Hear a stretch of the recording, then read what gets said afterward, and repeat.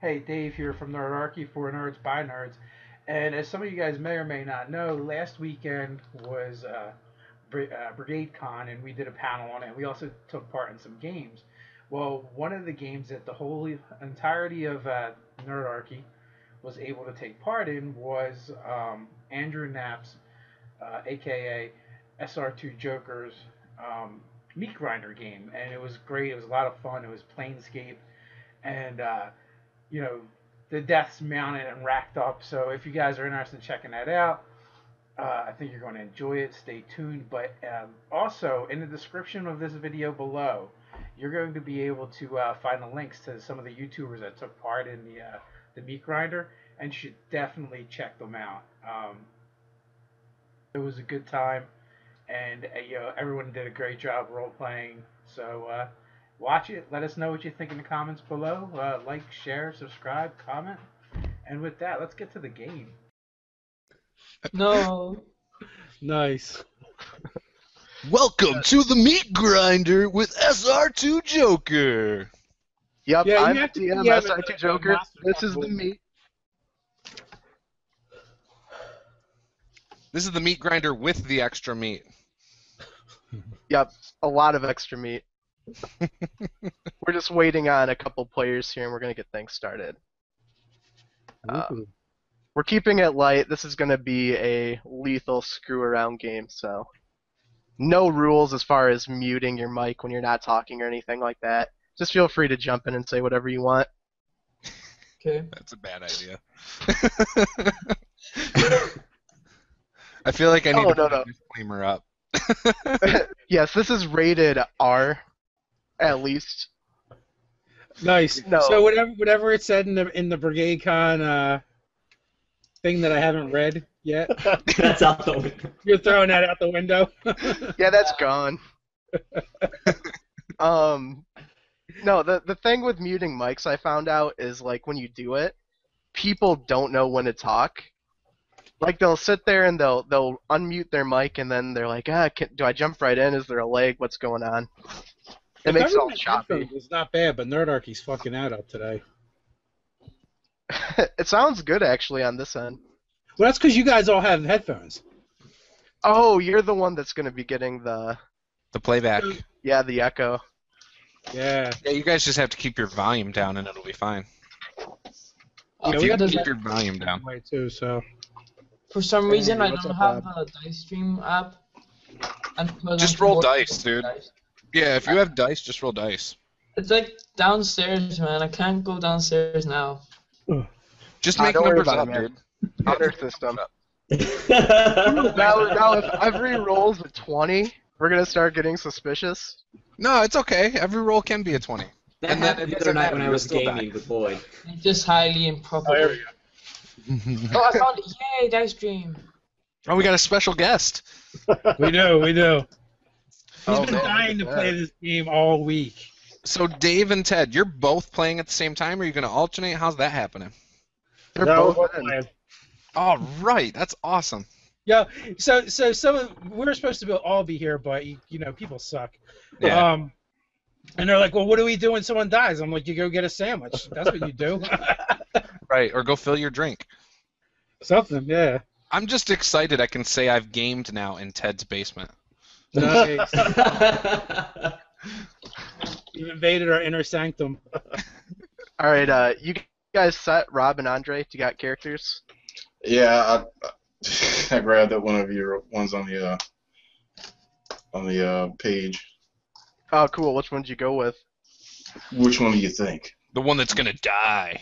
The pole We're all arm gonna die. fighter. Had a pole arm fighter, because I know you like pole arms and you made them. So. Man after my own heart. Andrew's compensating. Hey, if you want to take the pole arm and break it over your knee, I'm going to allow it in honor of Dave. As long as you use it on Dave. Truly honor him. All right, let me pull this up here and get this going. Any of you guys playing any other games yet? Nope. Yes. Yeah. Yeah. Stinking Greenwich. Oh yeah. I'm breaking my my Brigade Con cherry right here. I'm popping it. Me too. Yep. And my meat grinder cherry. Your This is your first taste meat will be grinder? Foul. Yep. I've never had a character die in a game, actually. Ever. Oh, really? We gotta fix that. Oh wait, who played in Greenweed? Me. I just changed Oh my. yeah. Oh, I remember. better watch this guy. Seriously, he killed 3 women just cold blooded and took their blood in a vial and tried to poison the mayor with it. Oh, wow. Now Oldest a trick real in the player. book. Oldest trick in Just the seeing the book. Planescape logo makes me feel tingly. Yeah, Planescape is awesome for a meat grinder in my opinion, just because of the vast stuff you can throw at people. Okay. Before we get started here, what's your guys' passive perception? And I'm gonna write it down because last time I did it and Juice took me to task on it. He was like, "Dude, why you ask if you don't write it down?" I don't remember. 14, buddy. My perception is. One sec. Dice stream. D20. Oh, I got a 20. Yay. No, he wants your passive perception. So it's your wisdom score. Passive wisdom, nothing. So Alright, so 10. Yeah, I have 9. Oh, 9, 9, okay. There you go. Yeah. Yeah, that's You're with trying to get one over on you. 10.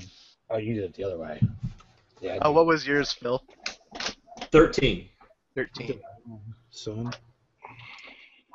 What was yours, Rob? You 9. got it over there. 9, What the hell? 16, and 14. Whoa, what the hell, Dave? 16, huh? You knew what was up. Yeah, my wisdom modifier is a 0 too. Go figure. Yeah, he prepared for a meat grinder, all right. What was it? 16 passive perception. Okay, Oh, that's weak sauce. it'll pay off some dividends for you. That's where I put my expertise in perception. You should have just taken the feat for it. What, alertness? Yeah, my next character has that. Yeah, but I wanted heavy I'm armor. just making it up. All right, guys, we're gonna get started here. So for everybody watching, welcome to Brigade Con 2014. If this is your first video or panel that you're watching, this is going to be a meat grinder game. Very Gygaxian in terms of lethality. Every trap is basically going to kill you with one hit. Monsters are going to be extreme. The perils are going to be over the top. When a player dies, they can re-enter the queue with either the same character they died with, or a new person will jump in, or they can use a new character. Just depending on how many people are here. Now, before I go around and let everybody introduce themselves, I also want to say, if you haven't checked out the Brigade Con Facebook page or the brigadecon.org page, please go and do so. We're sponsored by a bunch of different gaming companies, as well as taking donations for Child's Play. All the money goes directly to them. I believe we still also have the booster t-shirt thing going. Do any of you guys know for sure about that? Yeah, it's actually going to be running up through out today, and that also goes directly to that Child's Play. All right, excellent. Yeah, so if you guys haven't seen that, check that out. Now, before we jump right into the game here, I just want to go around, let everybody introduce themselves. If you have a YouTube channel, blog, website, anything like that, please feel free to plug it. I am Andrew Knapps A.K.A SR2Joker. Check me out on YouTube. I do a lot of RPG stuff, a lot of D&D, some Palladium recently, thanks to a couple of these bastards here. But we won't go into that now. Today's about D&D. So we'll start at my left. Nerdarchy, take it away. All right, you got Dave. And I'm Ted. And nerdarchy.com or the YouTube channel Nerdarchy. You can also find us on Facebook. Alrighty, Juice. I'm Juice from Tabletop Gaming with Juice. You can catch me on YouTube, and you can catch me on Google+, Facebook, all that good stuff. And yeah, that's it. Oh yeah, Ready to die. Do a plug for the tabletop one-shot group too. How did I forget that? Okay, yeah, there's In case you like games like this that are one-shots or meat grinders, the Tabletop RPG one-shot group is the perfect place to go in and run these types of games or play in these types of games. We also have a discussion group called the RPG one-shot discussion group as well. So go check those 2 Facebook groups out. Good deal. Posey, it's you, man. Hello, my name's Philip Posey. I run the channel Maps and Dragons. You should come and hang out. All right, sweet. Do check it out. Awesome stuff on there. And Robert Ogre. Yep, my name is Robert Ogre, and my channel's name is Robert Ogre, and I make videos about RPGs and stuff. Yeah. Some of them have been really awesome lately, by the way. Like your Halloween specials, dude. Sweet. Yeah, Yeah. Absolutely awesome. Yep, it kind of went off a little bit, but it's coming back after the con. He's a director in training. I'm waiting for the Christmas specials. Oh, that's coming. I got a Thanksgiving special. All that. You have to have guests on, like Juce singing Christmas songs. In the thong. All right then, fine. I'm still waiting on the Men of the RPG Brigade calendar. We need to make that happen for 2015. I agree. We'll I'm talk down. about that later. Andre, you're the last up, buddy. Hi. We have a YouTube channel called Tabletop Gaming. It's mostly about new video games, not RPGs. But yeah, well, you can go check that out at youtube.com/VacoGaming. Yeah, that's all. Very cool. All right, so today's meat grinder is going to take place in Planescape during the Faction Wars. So let me give you guys a little bit of backstory here. Is that sharing for all you guys? Yes. Yes. Okay, cool. I like suck doing sharing on Google Plus, so it's best to make sure. Okay. So you guys were all members of the Society of Sensation, which credos was you can only understand the multiverse by experiencing everything it has to offer. You sought the joys, the pleasures, the pains, and the sorrows of the planes. So basically, you collected sensory perceptions. The Sensates actually have a library where they store all the experiences and basically share them amongst themselves. And that's how they think you achieve enlightenment. Now, about at the middle of your journey through these various adventures, you found yourself in the City of Doors, Sigil, and this was during the time of the Great Faction Wars. You were at the base for the Sensates, which was called the Civic Fest Hall, when the Dabis appeared. And the Dabis, for those of you not familiar with Planescape, are basically like the keepers of the city. They make sure everything works right, do the Lady of Pain's bidding. They're people you really don't want to mess with if you value your life. Well, the Dabis showed up, and they gave the Sensates basically an ultimatum. They were to disband or face oblivion. The Lady of Pain was sick with the faction's vibe for power, and this was basically the breaking point. And if you know Sigil at all, or if you know Planescape in general, there's one rule above all others. Don't fuck with the Lady of Pain. And that's a steadfast rule. Now, most of the society heeded the first rule and abandoned their claim on the city. They moved to the Gilded Hall in Arborea, where the other base for the Sensates were. But you guys were rebels, and you tried to weather her wrath. Now, what happened was different but oddly same for each of you. During one day in Sigil, some of you turned a corner, or you put down a drink, or you rolled out of bed. Perhaps you chased a woman down an alley. And then weariness overtook you, and a series of visions flashed before your eyes. The first was a key head made of turning gears. The second, an electrum shaft that sparks and crackles with the energy of lightning. And the third was a stone scarab with golden wings. The images cycled faster in your mind. Your mind's eye could barely even comprehend it. The same three over and over. The key head, the shaft, and the stone scarab.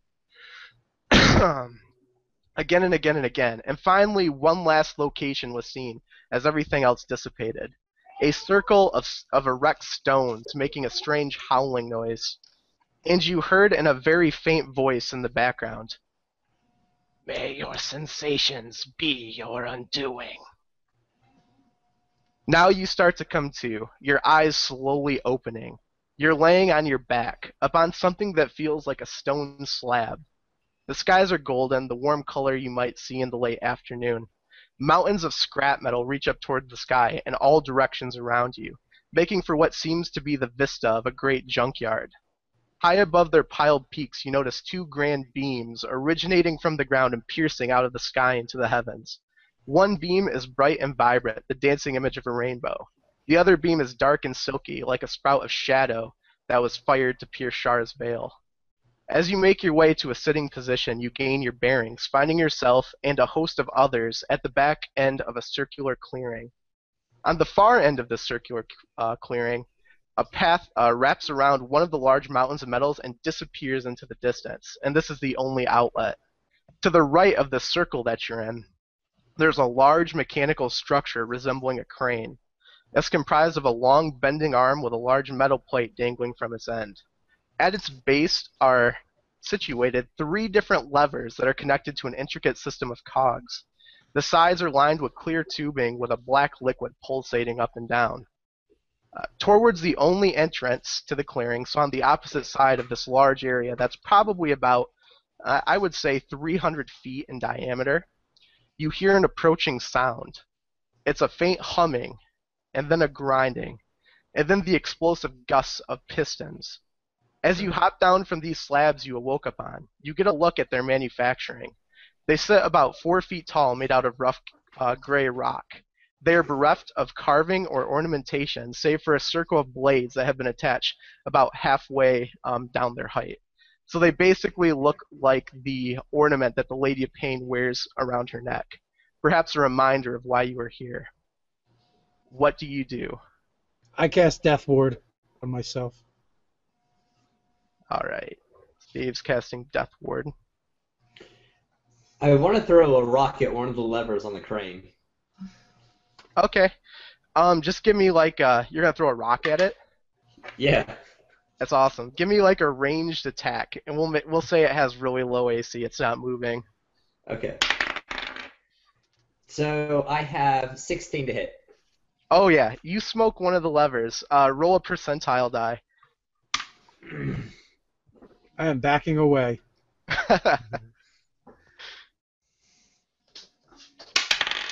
So 90. 90. Oh wow. Okay. The crane, the head on the crane swings around in a circle, smashing one of the tops of this pile of scrap metal. The scrap metal falls down, and I'm going to need Juice to make a dexterity saving throw. And I'm dead. Whoa. Oh, no, I'm not. 18. Oh yeah, you're good, man. So these various pieces of metal, some of them cogs, some of them just sheared off steel, like razor sharp, come smashing down around you as you nimbly jump out of the way. So whatever this thing is, the arm on it can move, and it can actually swing this metal plate around. And there's 2 more levers. There are 2 more levers. Oh, I'm thinking one of them makes it go up, one of them makes it goes down, and then the one I just hit made it swing. Well, it almost hit me, so don't be playing with that one again, buddy. Alright, while this is happening, you guys feel a very strange feeling, almost as if something is probing into your mind. Now, because Dave's character, what's your character's name, Dave? Asengar. Asengar. Alright, we'll kind of figure this out as we go here. I won't be that mean. I'm not going to refer to you guys as red shirts. Now Asengar, having that crazy perception of 16, the static perception, he actually sees a shadowy figure moving on top of one of the mountains of scrap metal to his left. But I he's figured it out. There.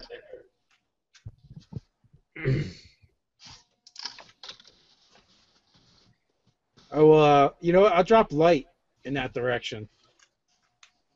okay. So as you light it up, you see something quickly move and dart behind the peak, but you can see the flutter of what appears to be wings. Dark wings. We got a flyer. Now, just as that's happening, coming around the corner, the only outlet, you can actually see the meandering trudging of what appears to be some kind of mechanical constructs. And they look like this. Let me get this here.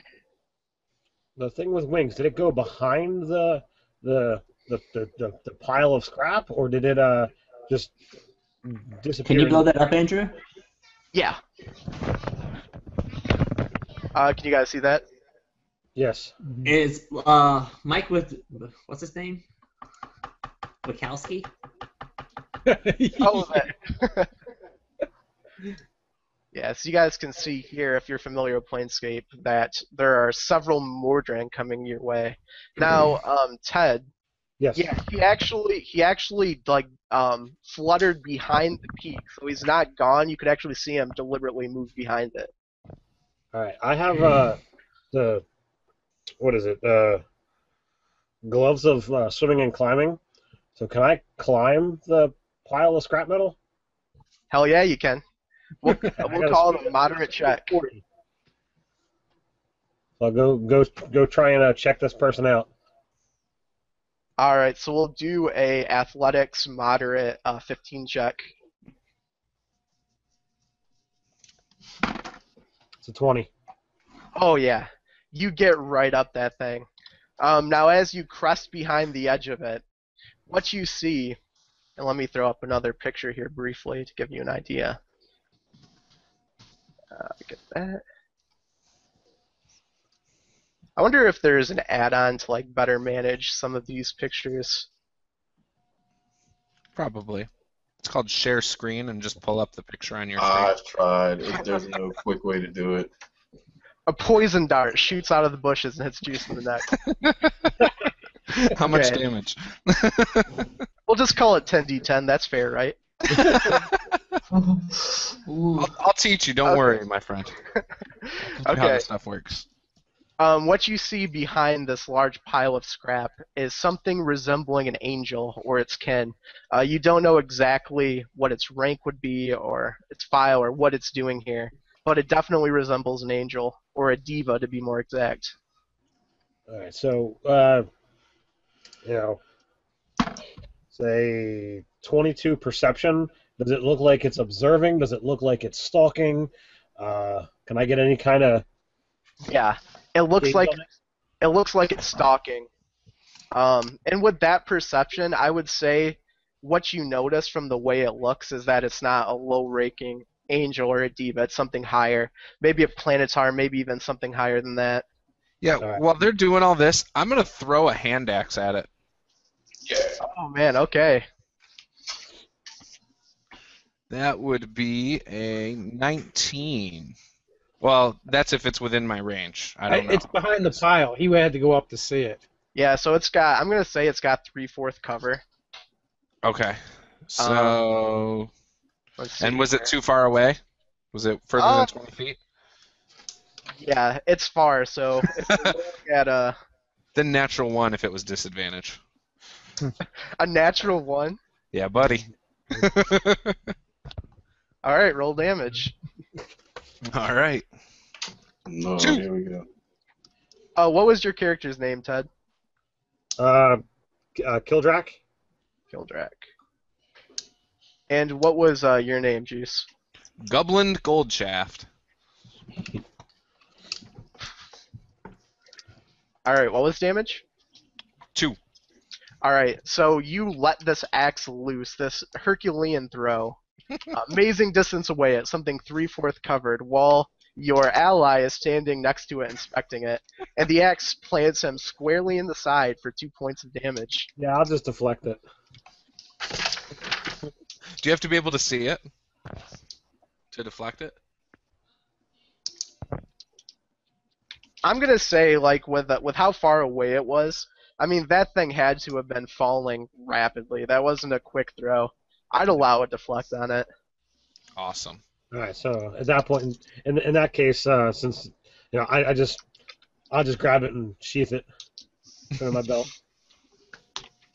Yeah. At this, this angel-like creature, you see its wings just sputter, and it flies across to another heap of metal very quickly, and almost like a jetting motion, and pulls a bow out from behind its back.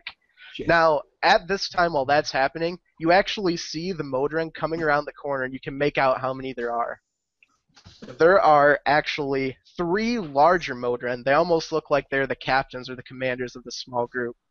and 3 smaller ones. Smaller ones each having 4 arms. It looks like they're a patrol pack. They start making their way through the middle of this clearing you guys are standing at the back of. And it looks like they're coming your way. Is the crane arm above them? Yes, basically, if you swing it slightly, it would be above them. I want to do that.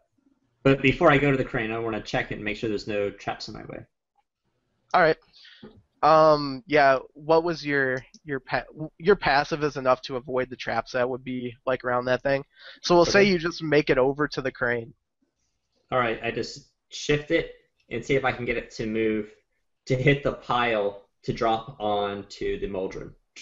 Okay. If you want to do like an investigation check, I can tell you how it works.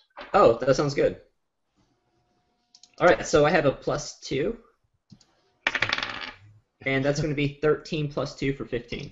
You hit it right on the head. It was a All right, moderate great. check. So basically, one of the levers swings it, like you noticed. One of the levers goes up and down, and the third lever looks like it has 2 positions, just a click down position and a click up position from where it's at.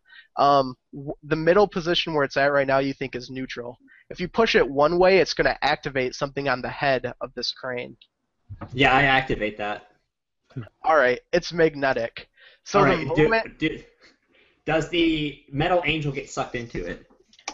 It does not. Do you want to try to swing it at the angel? Yes, that'd be perfect.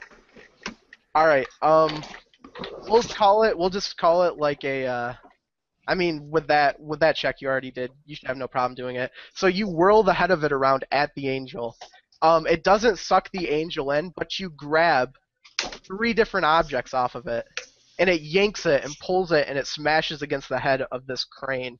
The first object is a large 2-handed sword that it ripped off of its side. Oh, excellent. The second object is some kind of pendant that looks like a whirling gizmo that could be a key head or something. And the third item was some kind of ring that it pulled off of its hand, and it looked like it bloodied its finger pretty badly, ripping the ring off. And that was from its right hand. All 3 objects are now firmly stuck to the head of the crane. And with that, I'd like you guys to roll initiative. I found the key head that we're going to need to escape this. A key head, a shaft, and a scarab is what we're going to need, gentlemen. The monk has All a right, 6. I have 12 for my initiative. I also have a 6.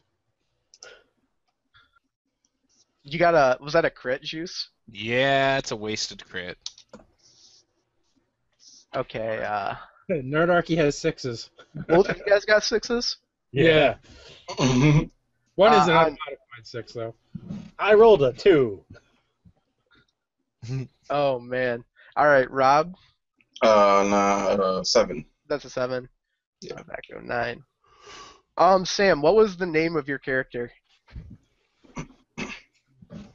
I love how you keep using was.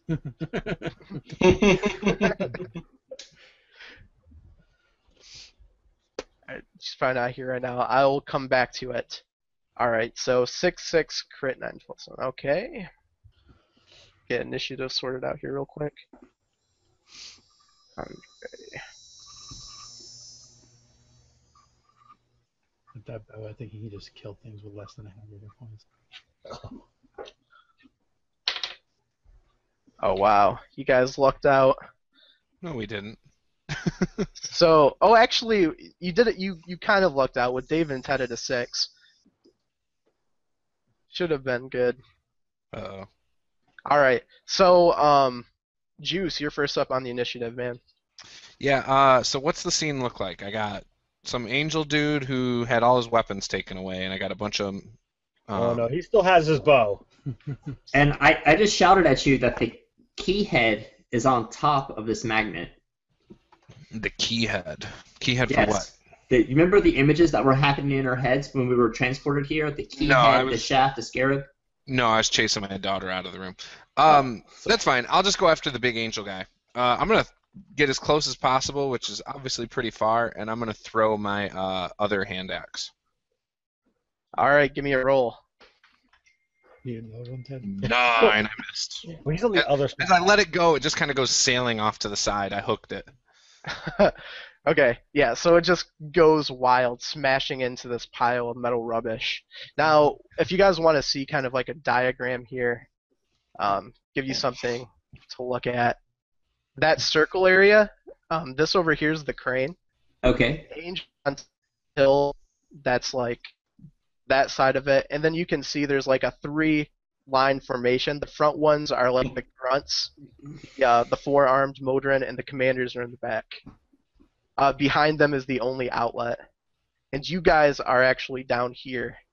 Though Juice is now moved up here, and so is Ted's character. And How far I'm in away the crane. He's managing the crane. Correct. Gotcha. So, with that, it's actually Posy's turn on initiative.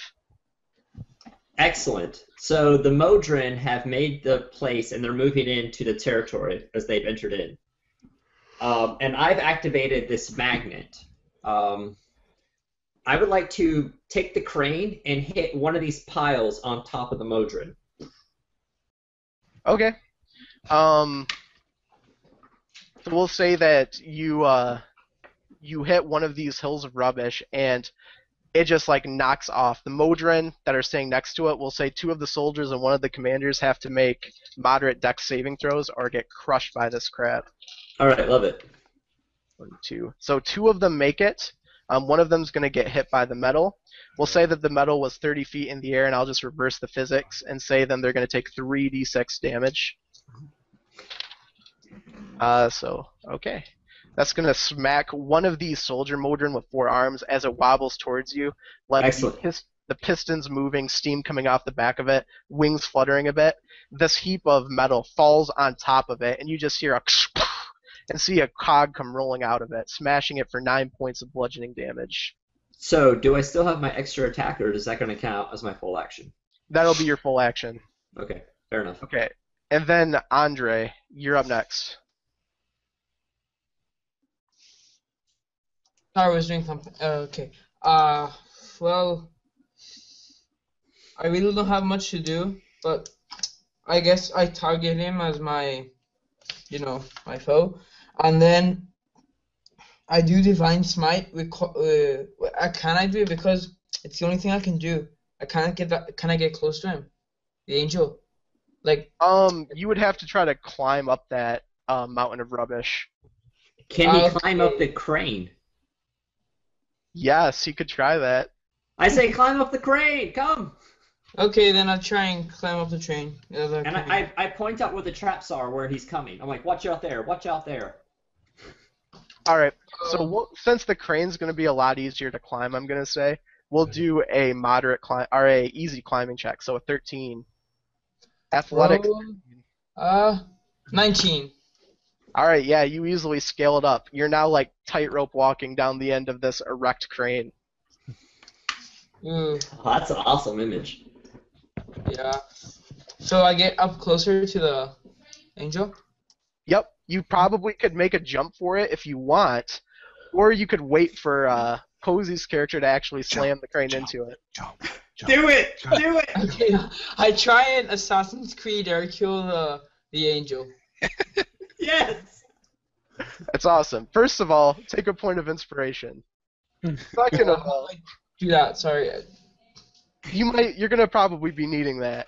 So it's gonna be a difficult athletics check, so a 20. But you're gonna have advantage if you want to use that inspiration point.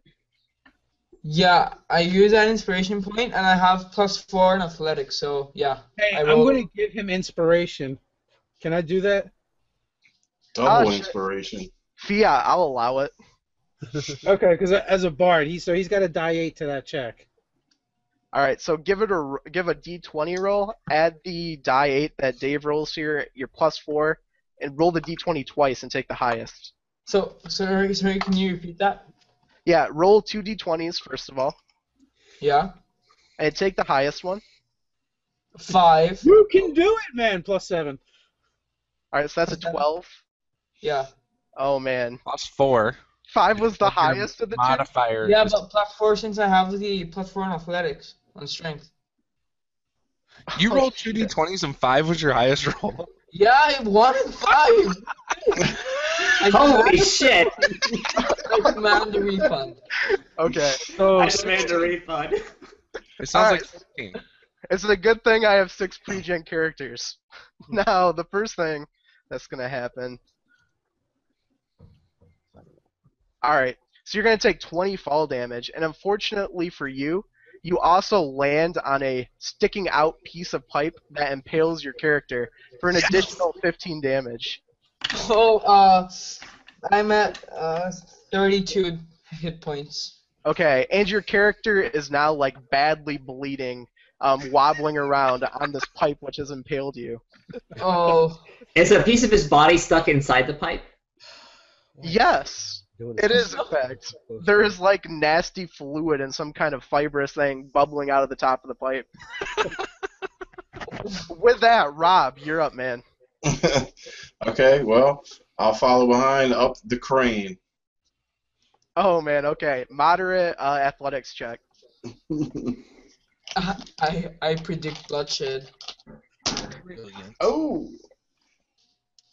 23.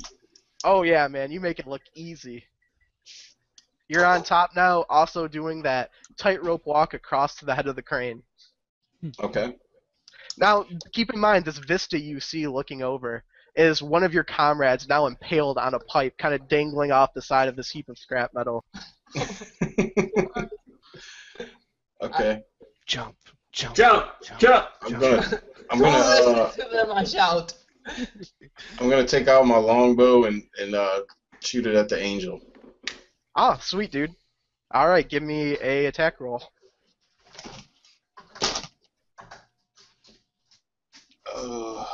14. No, that whiffs. Just go out into the distance. Alright, so now it is the angel's turn. Oh, yeah. First thing he's going to do, you see him do some kind of motion with his hands and mutter something. Do any of you guys speak Supernal? Nope. I speak Infernal. Is it related?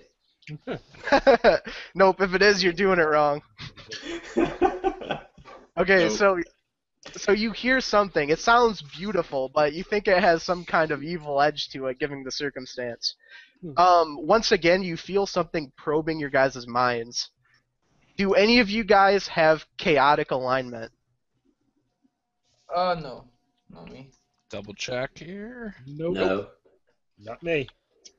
Alright, do any of you guys have evil alignment? Not me. Wish. No. Nope. No.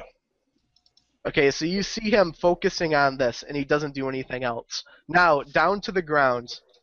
The first thing that happens is these quadrons. One of them now badly imaged and smoking. 2 of them still fully functional.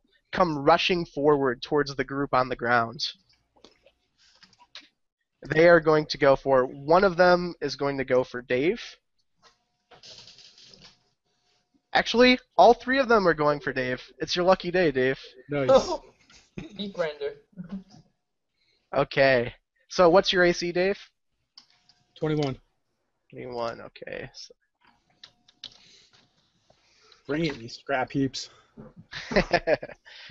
okay, so out of all their attacks, because each of these things have 4 arms, they hit you twice and also get a crit on you. Oh. Yeah. But don't worry, it's not that bad. You're going to be okay. Alright, you take 23 points of piercing damage. Nice. Now, behind this visage of these 3 things just pummeling you with these many arms, these almost like tentacled mechanical arms, you see one of the pentadrones take flight over top of them and emit some kind of strange gaseous substance. And I'm going to need Dave's character and Andre's character to make Constitution saving throws. You have to beat a DC 11. Is it considered poison? 11. Okay, I rolled and I got a 4. Come on. Okay, I like his dice. Dave, I am gonna rule it's a poison. Okay. An 11 or 15. Oh, sorry, it actually wasn't you that was supposed to roll, Andre. It was Philip. Sorry, I got that. Yes. Oh. Yeah, because it's next to the crane. Okay, cool. I forgot Andre is the one that's impaled. Yes. Constitution save? Yep. So that is 18 plus 2 for 20. Oh, easily. What was yours, Dave? At 15. All right, both of you make it. This gas, whatever it was that came out, just smells horribly nauseous, and you think that it was made to somehow stun you or put you down. So it was a good thing you were able to overcome its effect. Now, the other two pentadrones, one of them is going to flap up to the top of the crane, now facing off with Robert Ogre in some kind of strange, like, very movie-esque kind of dual position on this like tight-roped area. He's going to fly then straight at Ogre's character and just viciously unload this attack on him, which is going to be. What's your AC, Rob? Higher than you're gonna get, buddy. Challenge. All right, I've 19. got 2 hits. So he makes 5 attacks on you. 2 of them hit for a total of 15 damage.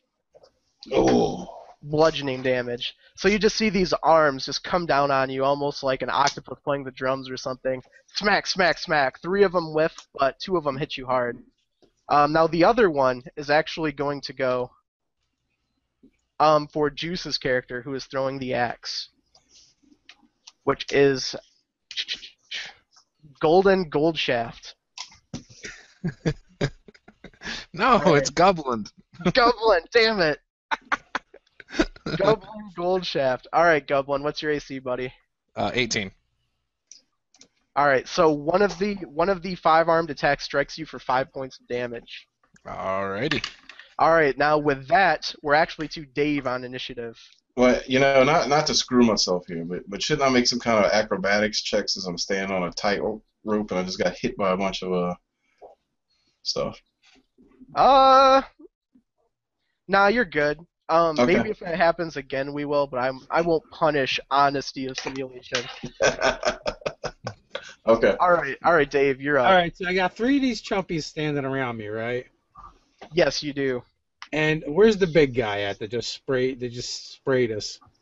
All right, if they're like in a pyramid formation in front of you, the big guy landed to the left of the bat guy. So they're all close. They're very closely cropped. The commander, the pentadrone, is just slightly behind one of the ones in the front. All right, so I'm going to move away from them a little bit to one of those tables and use it for cover. And then on the center of those 4 guys, whatever you deem that is, I have a 10-foot radius and I drop Shatter. And, Okay. Is that a DC for me for... DC 15 Constitution. If these guys are considered made of inanimate objects or inorganic materials, they have disadvantage. Oh, shit. Okay. This one at a time. Alright, you said it's 15? Yes. Alright, the pentadrone fails. One of the quadrone fails. One of the quadrone succeeds. And the second quadrone fails. So that does a whopping 14 points of damage of thunder damage. Okay, to the ones that failed it, correct? Yes, to the ones that pass, they take half. Oh, those are to the ones that passed. Yes. How much does it do to the ones that failed? It's 14 total, half to those that pass. Oh, half to those that passed. Okay, I gotcha. Very good. Yeah, so you just see this crush down on top of them. Once again, you hear these ungodly, like, whirling, grinding noises. Oil starts to spill out of the back of one of them, running in a stream towards the crane. And that brings it to you, Ted. All right. So how far away is that group that Dave just attacked from me? You're on top of the pile, right? Yeah, from where you're at on the pile, I'm going to say about 50 feet. All right. I'll use a key point to do Step of the Wind, and just get there and beat the snot out of them. Okay. So yeah, go ahead and roll attack. All right, say 26, an 18, and a 12. And are you going for the pentadrone? The big one. The big one? Okay, so that's going to be 2 hits on the Pentadrone. The first 2? Yep. So 15. Ouch, okay. That's Yeah, so you just see like one of his arms actually snap off and fall on the ground and start shaking around and sparking. You also dent in his side pretty badly. You actually see it puncture, and some strange green fluorescent liquid starts pouring out of it. Are you here, Sam? She typed into the side a while ago. Yeah, when talking to me, something like that. Oh, okay, yep. What was your character's name, Sam? Mia. Mia. Did you catch any of the introduction stuff, what you guys are currently doing? I actually caught all of it. Alright, cool. So you were in the back here, standing kind of behind the crane, getting off of this stone slab. Your comrades here are under attack from these mechanical monstrosities. One of them has been impaled on a pipe. What do you do?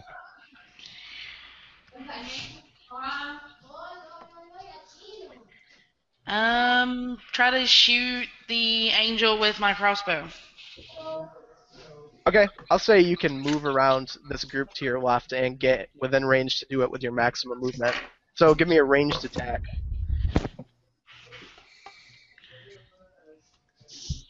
you. 21 That hits him flush.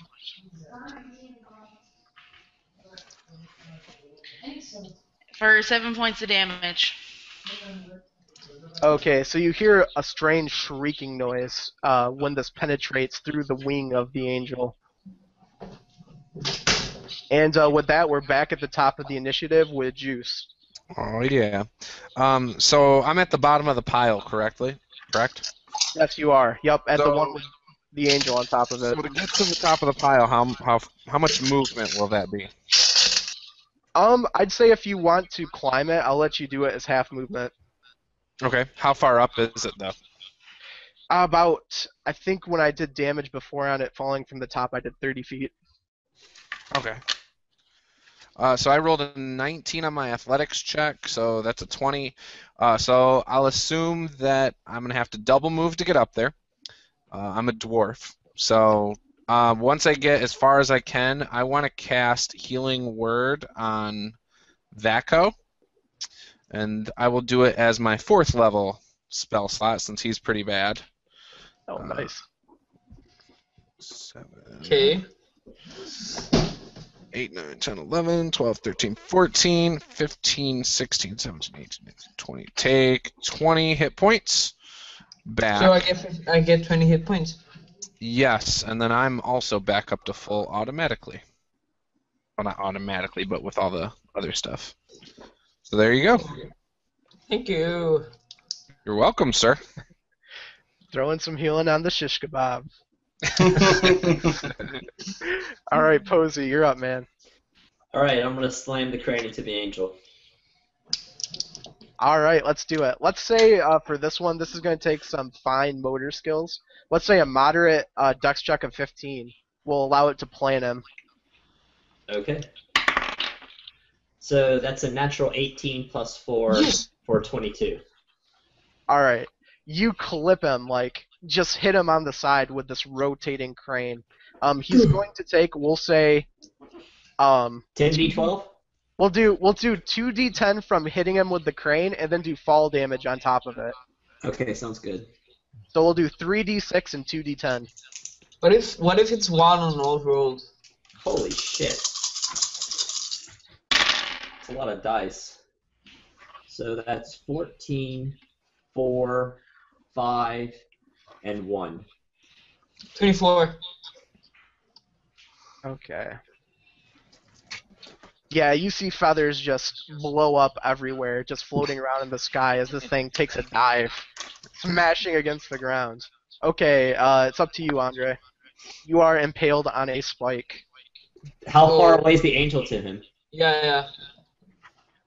If you manage to lift your head and twist it around this pole that's impaling you, he looks like he's about 15 feet down to your 8 o'clock position. Ooh. Maybe if I cast Divine Smite, does it like count? Because it says extra 2d8 radiant damage. So with Divine Smite, the way it works is you basically do a normal melee attack, and then you expend a spell slot to add the Divine Smite on top of it. Okay, well I'll try and get up from the spike. Okay. We'll just say, for this, we'll just call it an easy strength check. So we'll say roll over a 13. Strength check. I'm probably not gonna. Oh, 4! What? Oh man, that's not good, my friend. So as you try to pull yourself up, you get about halfway up from your position on this pole, pull the wrong way, and slide back down it, causing yourself 11 more points of damage. Oh my god. Totally wasted my healing. Unfair. Okay, yeah. So I end my turn. Alright, so blood's forming at the bottom of this pipe, a pool of blood. And it's up to you, Rob. You're on top of the crane still. I'll be AFK for like 3 minutes. Bye. Alright, no problem,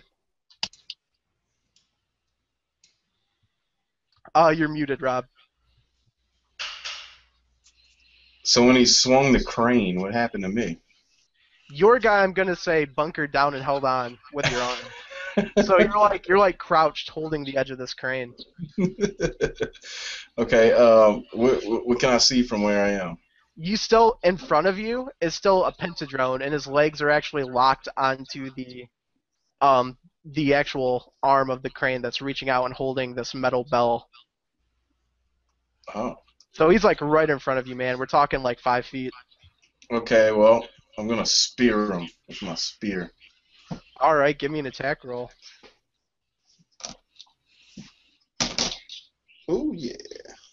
23. Yep, that hits him. Roll All damage. right.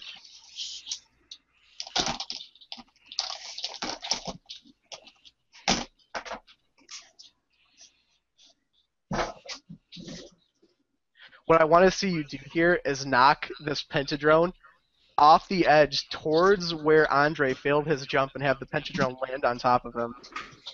11. 11 damage? Yep. Okay. Alright, and with that, it's back to the enemies. Yep, I'm back. No problem. Alright, Rob, this is actually bad luck for you.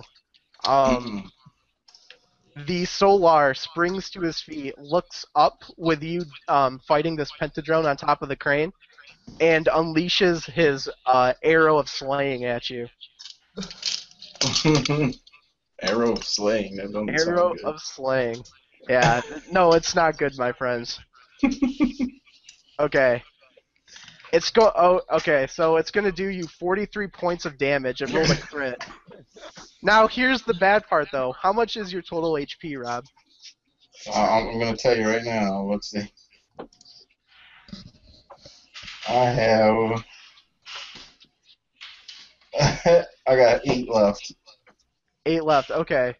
It's worse than that. I need you to make a DC 15 con check or instantly die to the effect of the slaying arrow. Okay. Holy shit. You know what? Let's make this fun. I'm gonna do it with the. I'm gonna do a dice stream so everyone can see. Oh snap! Huh? Can't see anything because you're. I see it. I got a 16. Oh man, he's alive. Okay. So this arrow, you just hear a, and when it hits you, shards of radiant damage just explode all over the place, kind of like angelic fireworks. Your guy is just getting fried by this radiant energy. But he somehow manages to keep his feet and not fall off of the crane magically. So he's still okay. Oh. Now, the pentadrone, though, is standing right in front of you, and the pentadrone is now going to attack you, Rob. Okay, what was your AC?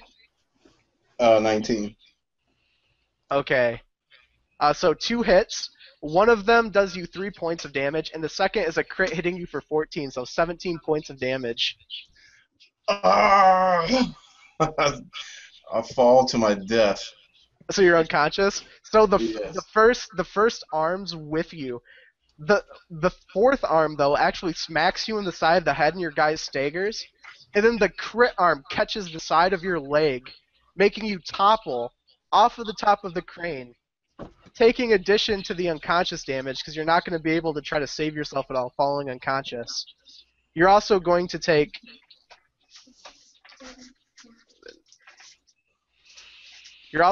21 points of bludgeoning damage from the fall. Ouch. So what does that leave you at in your That unconscious state? That leaves me pretty much dead. Okay. The last thing you hear as you just fading into the darkness, you hear a whisper from the lady, and you see kind of like her visage, kind of like as an outline in your head, and you just hear, "Let your sensations be your end." I don't think he's actually dead though. I think he's unconscious and dying. Oh, the lady just took him. His body's up in flames the moment that he hit the ground unconscious, and he disappears. Ooh, You actually don't see remains. There's nothing. There isn't dust, there isn't bone, there isn't flesh. He's just completely gone. Now let me ask you this. Is there somebody waiting in the queue for you guys, Nerdarchy? nice. Yeah, we got 2 people up. Okay. Alright. Yeah, I got to run over to Mitchell's game now. So. I thought you did, Rob. It's at 1, right? Yeah, Alright, so sorry, I kept you 5 minutes longer than I should have. that's fine. All right, guys, had fun. I'll see some of you later. Bye, Chris. Brother. Alright, so now back to the matter at hand. On the ground, we actually have 1 Pentadrone. That is going to be attacking Dave. And what was your AC, Dave? 21. 21, okay. So actually all of them miss. You nimble son of a bitch. No, they just batter my armor. So the arms are just deflecting off of it. You can actually see shards of scrap metal popping off of whatever your protection is. Pansy. Seeing these effects being ineffective, the 3 quadrones surround you and just try to batter you with these massive arms they have. And that is going to be... Wow, you're doing really good. Okay. So out of all the attacks, of which there was a lot, 4 of them actually land on you, for a total of 22 damage. Yikes. So you just see these arms are just battering you, just surrounding you, giving you a glorious, like, old-school style beatdown, like in the streets of Sigil. This is no new experience for you. So your guy is just getting throttled.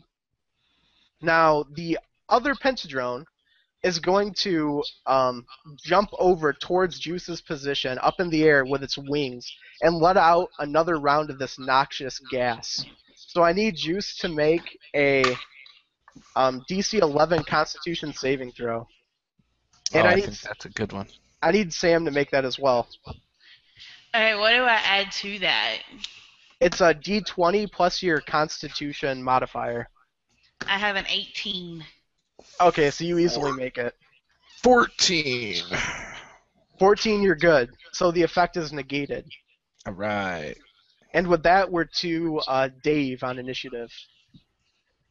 Alright, so tired of these guys pummeling me, so I'm going to biggest cluster, I'm going to blast off another shatter as a 3rd level spell. Okay. Okay.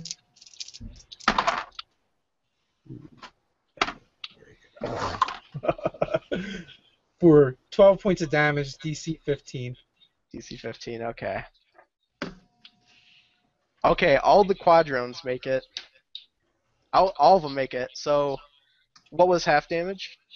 6. 6. 6. Was that with disadvantage? It wasn't on the Pentadrone, sorry. He got a crit, though, on the second roll, so it's still good. Nice. You've been rolling a lot of crits. Dude, these dice today, I'm telling you, they want blood. And as a bonus That's good. action, Just go ahead and get them out of the way. as a bonus action, I'm going to cast healing word on myself. All right, cool. While Dave is healing up, then it is you, Ted. All right. Is there any one of these things around Dave that's worse off than another? Yeah, the pentadrone is literally falling apart at the seams. The bigger one. All right. It's a 21 on my first attack. Oh yeah, you hit him.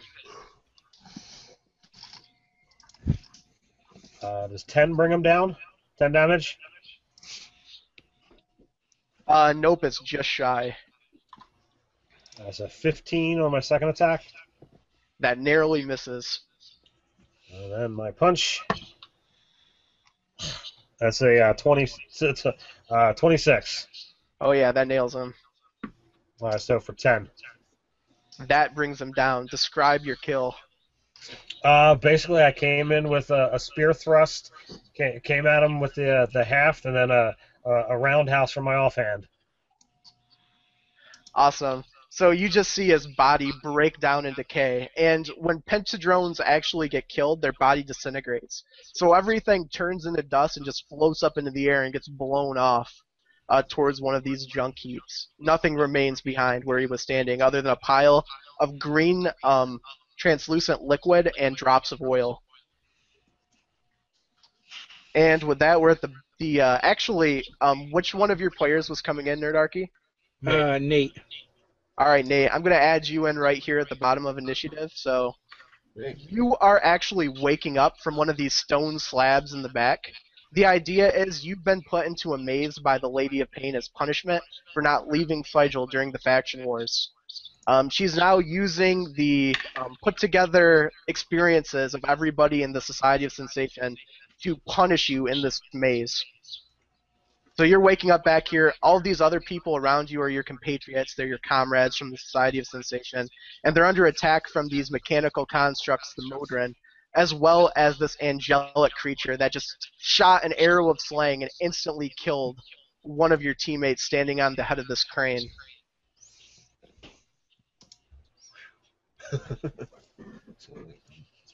Yes, you're Yes. right. Okay.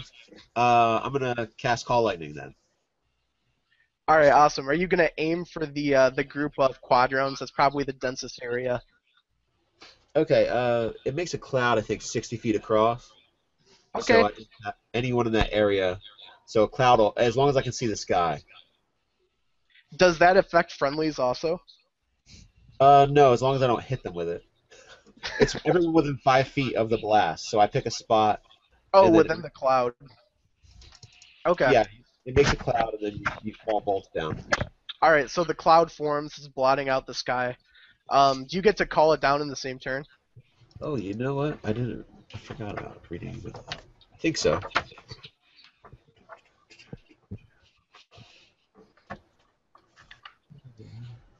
Do do do do do do do do do do.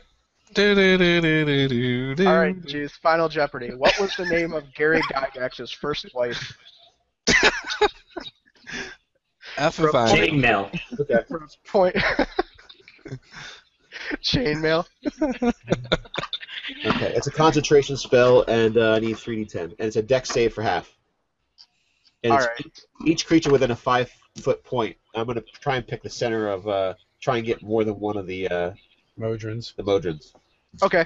Yeah, you can actually hit all 3 of the quadrones, and you can do it in such a way that it doesn't hit Dave. All right, well, that's a spot I'll pick. All right. And what was the DC for half? Oh, DC for half. There's proficiency 3. Just kidding.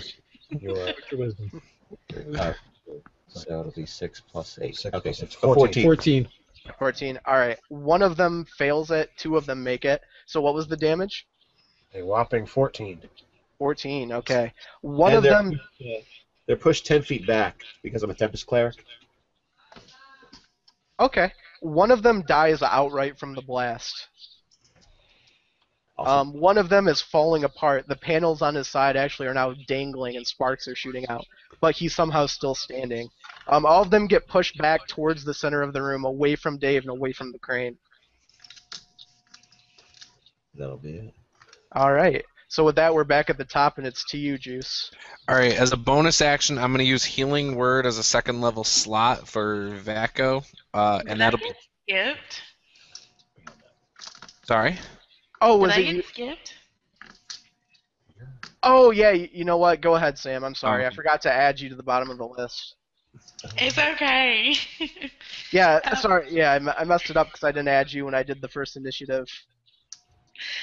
What's the nearest enemy to me? Actually, the angel that just took a shot at Rob's character and killed him on top of the crane. Okay, and how far away from me is he? Not very far, 10 feet. 10 feet. I'm gonna try to shoot him with a crossbow again. All right, go ahead and roll ranged attack.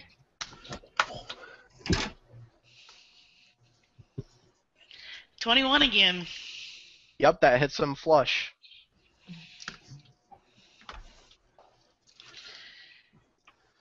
For 13 points of damage. Nice. Okay, so the arrow literally hits him in the back shoulder blade and sticks, this bolt. And you hear a crunching sound like it broke cartilage. He keeps his composure, though, and he doesn't buckle. And it's back to you, Juice.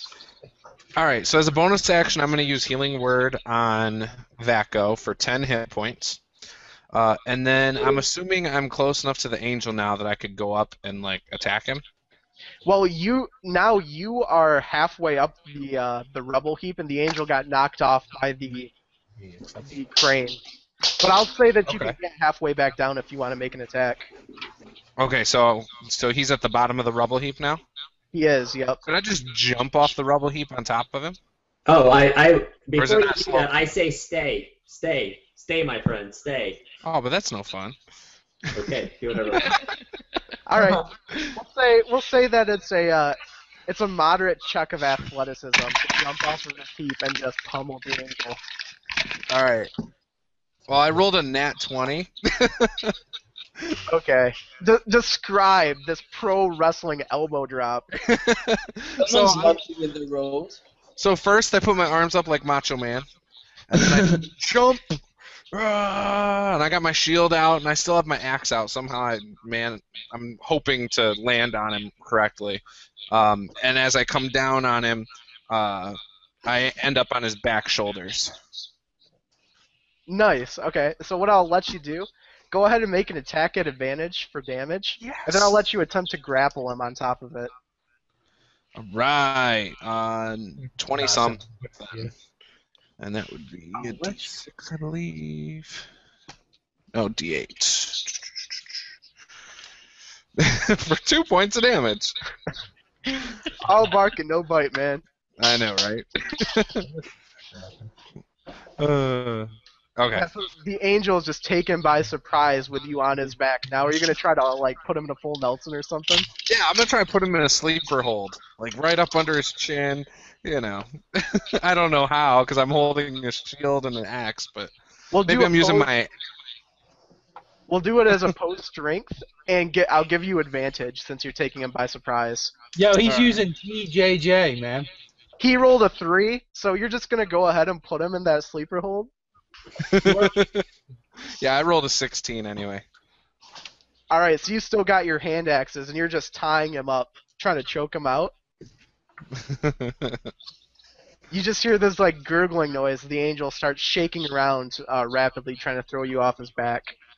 And the initiative goes to Posey. So, I look up into the air. I see the magnet dangling over top of the angel. I look down at the controls. I see that I can drop this magnet on top of him. I say, silver and gold have I none, but such that I have, I give to you. I drop the magnet. Yes. Ooh, shots fired. Alright, I'll let Juice make a dexterity saving throw. Okay, good. I hope I fail. I rolled a... Go, chap, out the way! 16. 16? Alright.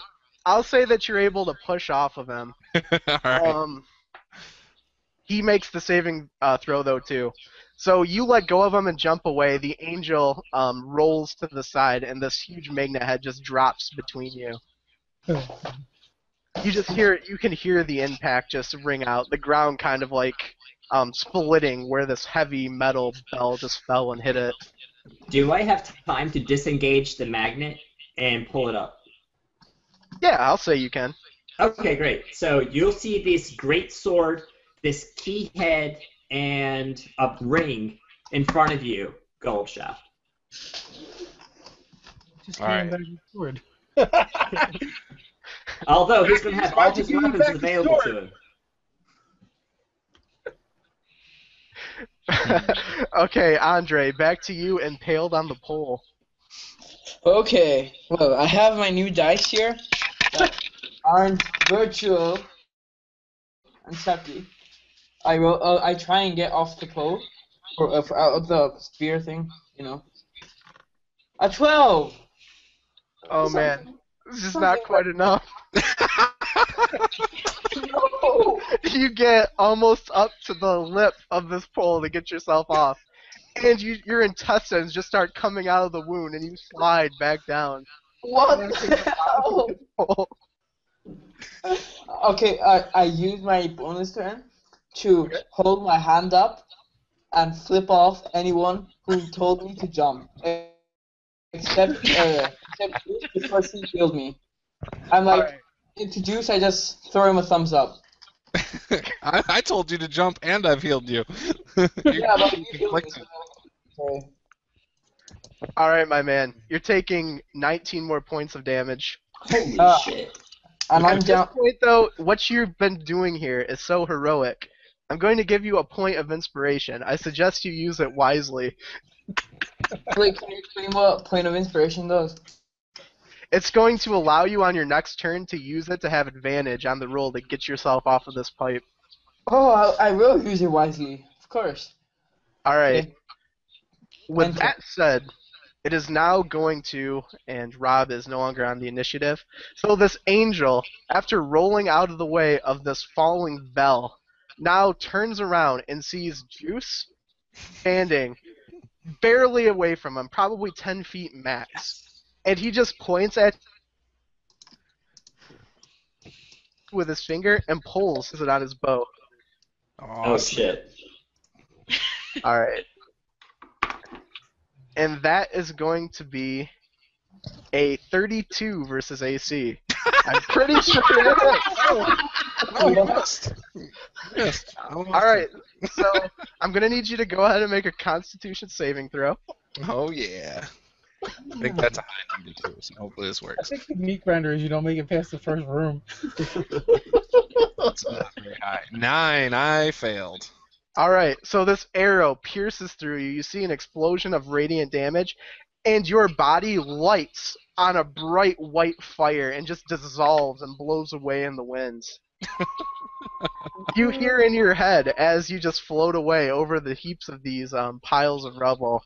It's so pretty. Your sensations will be your undoing. Alright, so what's with the queue right now? Nerdarchy, did you have another person? We do. Okay. So get your other guy, Juice. I'm just going to let you guys roll in with 8 people. So I'm going to put you at the bottom of the initiative. You're up. And who's the person you're adding, Nerdarchy? We Ryan? got Ryan over here. Ryan, okay. Alright. So with these enemies, because we still got a little bit of attack going here, the 2 quadrones, after being targeted by this lightning attack, are going to turn and take a charge at Nate. What is your AC, Nate? 24. Okay. One of the attacks of the first quadrone is a fail. None of them hit you.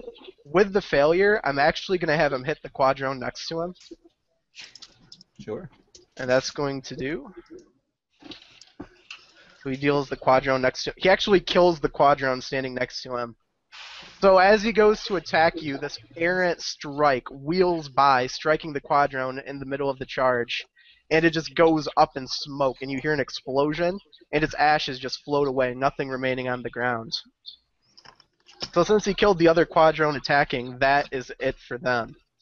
Now the pentadrone that was on top of the crane that's witnessed all this stuff going on down there, runs towards the end of the crane and dives down at Posy's character operating the crane controls. And he is going to go in for normal melee attacks. What was your AC, Posy? It's going to be 21, but if he comes in to attack and if something gets over 21, I'm going to do a reaction of shield, which boosts my AC by 5. So it'll be a 26. Does that work for the rest of your turn, the boost? It does, yes. Okay, so 2 of the attacks would have hit you, but with the boosts, both of them are deflected. So you managed to fend off. Yeah, so it's completely ineffective at the attack. And with that, it goes to Dave on initiative. Alright.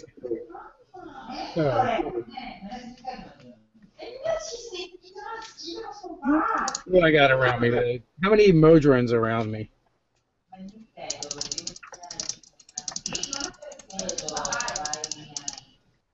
Andrew, how many Modrons are around me?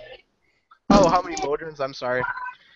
There is only 1 quadrone left, and it's badly wounded.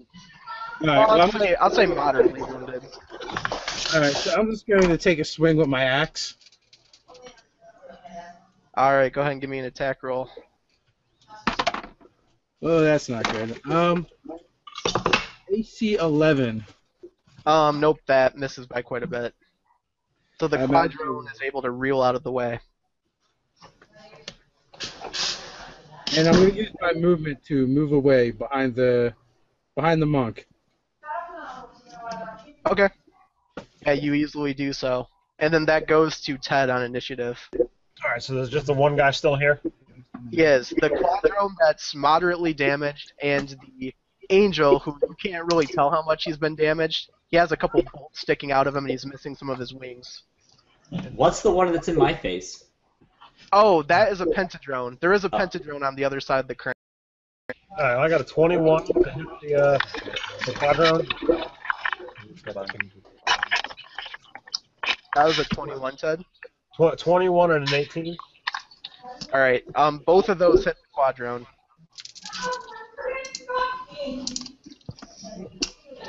18 damage. Oh, wow. So it doesn't kill him, but he loses 2 of his arms, and sparks are shooting out of his chest and oil's pouring out. It looks like he's on his last leg. With a kick, it's a 22 to hit. Yep, that hits. 7 damage. That just kills him. So describe your kill. Alright, so just, as I did before, I did a double thrust with the spear, and do a quick duck down as he's trying to get me. Then a straight up kick. Nice, that's some Kung Fu Peter shit. The head just buckets off of him. The body just turns to ash and floats away as the head bounces on the ground towards the crane. With that, it's actually up to Sam on the initiative. Is the angel still decently close to me? Yup, about 15 feet away. I'm gonna shoot him again with a crossbow. Okay. Yeah, go ahead. Give me a ranged attack. 12. That misses. So the bolt goes whizzing by. Was that it? Did you have another attack, or? I think that's gonna be it for me right now. Okay. So then it's to Nate. Alright, I'm going to cast Death Ward on myself. Okay. And I'm going to direct a bolt of lightning at the angel. Alright, awesome. Is that ranged our spell attack? Or the, oh, you're doing it from the cloud still, right? Yeah, it's from the cloud. He just gets a DC save. DC, and it was 14? Yeah, 14. Dex. He narrowly makes it. So what's half damage? 17 a pass. Okay. Yeah. 17. I was thinking of 15. Alright, so you just see the lightning smack into the solar. The arrows actually catch on fire, the fletching on the bolt sticking out of his back. And he turns around and takes a look at you. I'm going to give him disadvantage on attack rolls. I'm going to push him back, too, just because I can. Alright, he does. He goes flying back and catches his heels in the ground and tries to stop himself as he comes to a stop. About 10 feet, I think it was, from where he was at. And that goes to Ryan on initiative. Alright. Could I have started off with a couple of skeletons? I made a necromancer. You're unconscious. Oh, I'm unconscious. Darn it. Alright, so I guess I wake up. Yep, you're on the stone slab, you jump down, you see everything that's happening. Yeah, this looks pretty icky. Finger of death his ass. Finger of death. What kind of spell list do you think I have? Let's see. So clearly the biggest threat is the solar, the angel. All right. Let me see. Damn it. Yeah. What do you do against the angel? Just hit it with something. Yeah. Is there anything around him, or is it just him by himself? Basically, Juice was the only thing fighting him in melee, and he got pushed back. So the closest thing to him is probably Sam's character at about 25 feet. Alright. I'm gonna give him some Hentacle Love and cast Evilward's Black Tentacle, which the DC is gonna be 15 on that. On what's the verse? Reflex probably? Or Constitution? One action. Ooh, he fails it. Yes. Con. Dexterity. Oh, it's dexterity? Yep. If he ties it, what is that? Does it go to defender? Tie to the runner. Yep. Okay. Yeah, so he'll take half off of it. Yeah, what's the damage? Like 3d6, 3d8? 3d6, yeah. Alright. Alright. So he's only taking 8 damage. So half of that 4. Alright. So what does that attack look like? Are you actually like whipping him with some barbed tentacle? Yeah, tentacles appear ground, near him out of the ground. Squirming ebony tentacles fill a 20-foot square on the ground. Nice. Very squirmy. Yeah, so his back is like on fire basically. Wings are starting to come off from these arrow fletchings bellowing on it. Now he's getting whipped by thorns. So the 20-foot square around him is difficult terrain as well. Yep. Oh, okay, that's good to know. I'm gonna take note of that. Okay, and then Juice, you're back with your new character. Yeah, Lindahl Hilltopple's twin brother, Lind Nothing Hilltopple, comes running in from his stone slab, raging right off the bat. And I want to go for whatever the closest thing is towards me. It's the angel, man. It's the angel. Okay, yeah. If I can get, I want to get on top of him. Can I get? There's a great sword on the ground. Yeah, my guy's a halfling. He can't pick that up. I can move 35 feet on my turn because of fast movement. Am I able to get close enough? I'm going to allow you to. It is difficult terrain, but I'm going to say where he's at in it, you'll be able to make it to him if you want to. Yes, I do want to. So I come running in with my short sword and shield. And I'm like, ah! And almost like a wolf, like every now and then I kind of try and put like one of my hands down and plant real quick. And I leap up and I come down on top of him. And 23 to hit. Oh yeah, you smoke him. Yes. For 8 points of damage. And because I can do this, I'm going to go for my extra attack while I'm up on top of him. For 15 to hit. That missed. Damn. Alright, so the first hit plants him. He like buckles down to one knee. My guy's like And, salivating, by the way. There's like just so much just coming out of his mouth. It doesn't look natural. Nice. Go ahead and take a point of inspiration. I like that. Yes. Top of the list, we're to Posey. All right, so I have this thing right in my face. What is it called? A pentadrone. Well, this pentadrone, I pulled out my Indian rapier, which I think is called a Ferengi. And first I cast poison spray, but the spray actually comes out of the sword. Like there's little holes in the sword. So I'll roll for the see if I can hit it with that. Oh, nice. That's cool.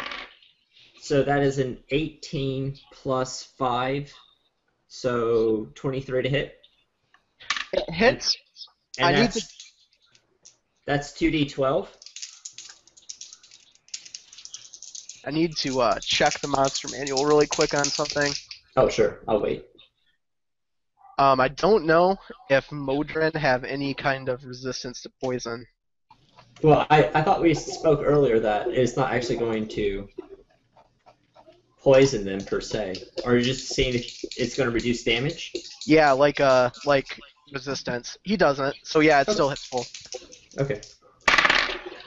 So that is a 12 and an 8 for 20 points of damage. And then as a bonus action, since I'm using War Magic, I'm going to attack with the sword.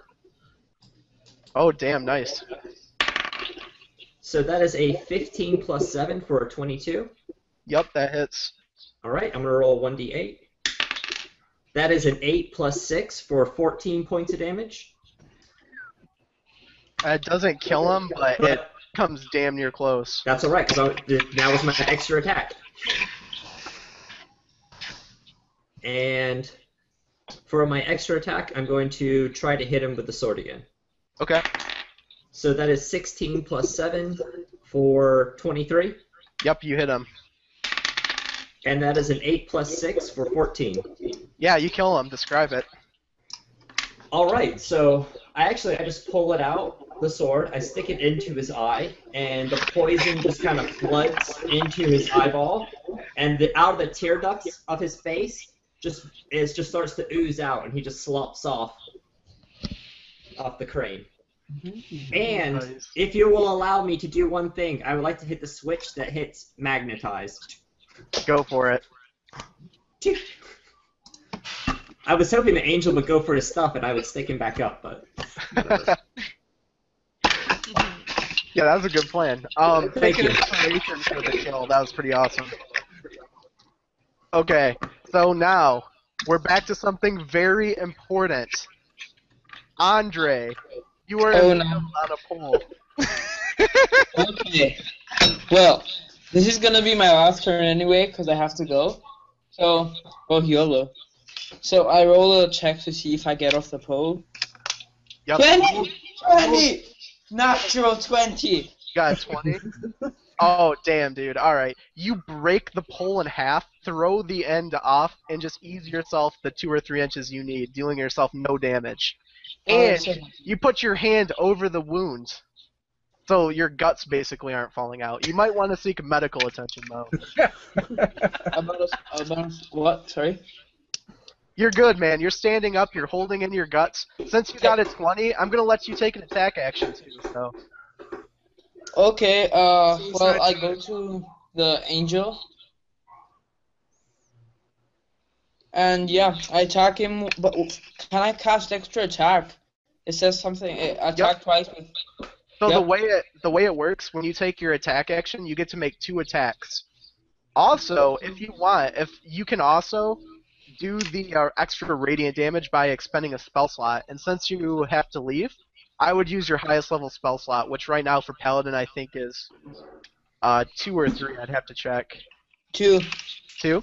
So that would do 3d8 extra damage if you can manage to hit him with one of the attacks.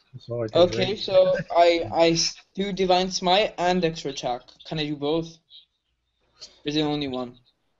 You can do both. You can do both. So first roll 2d20s for 2 attacks. Okay. I roll a d20. 16. That's a miss. What's your second one?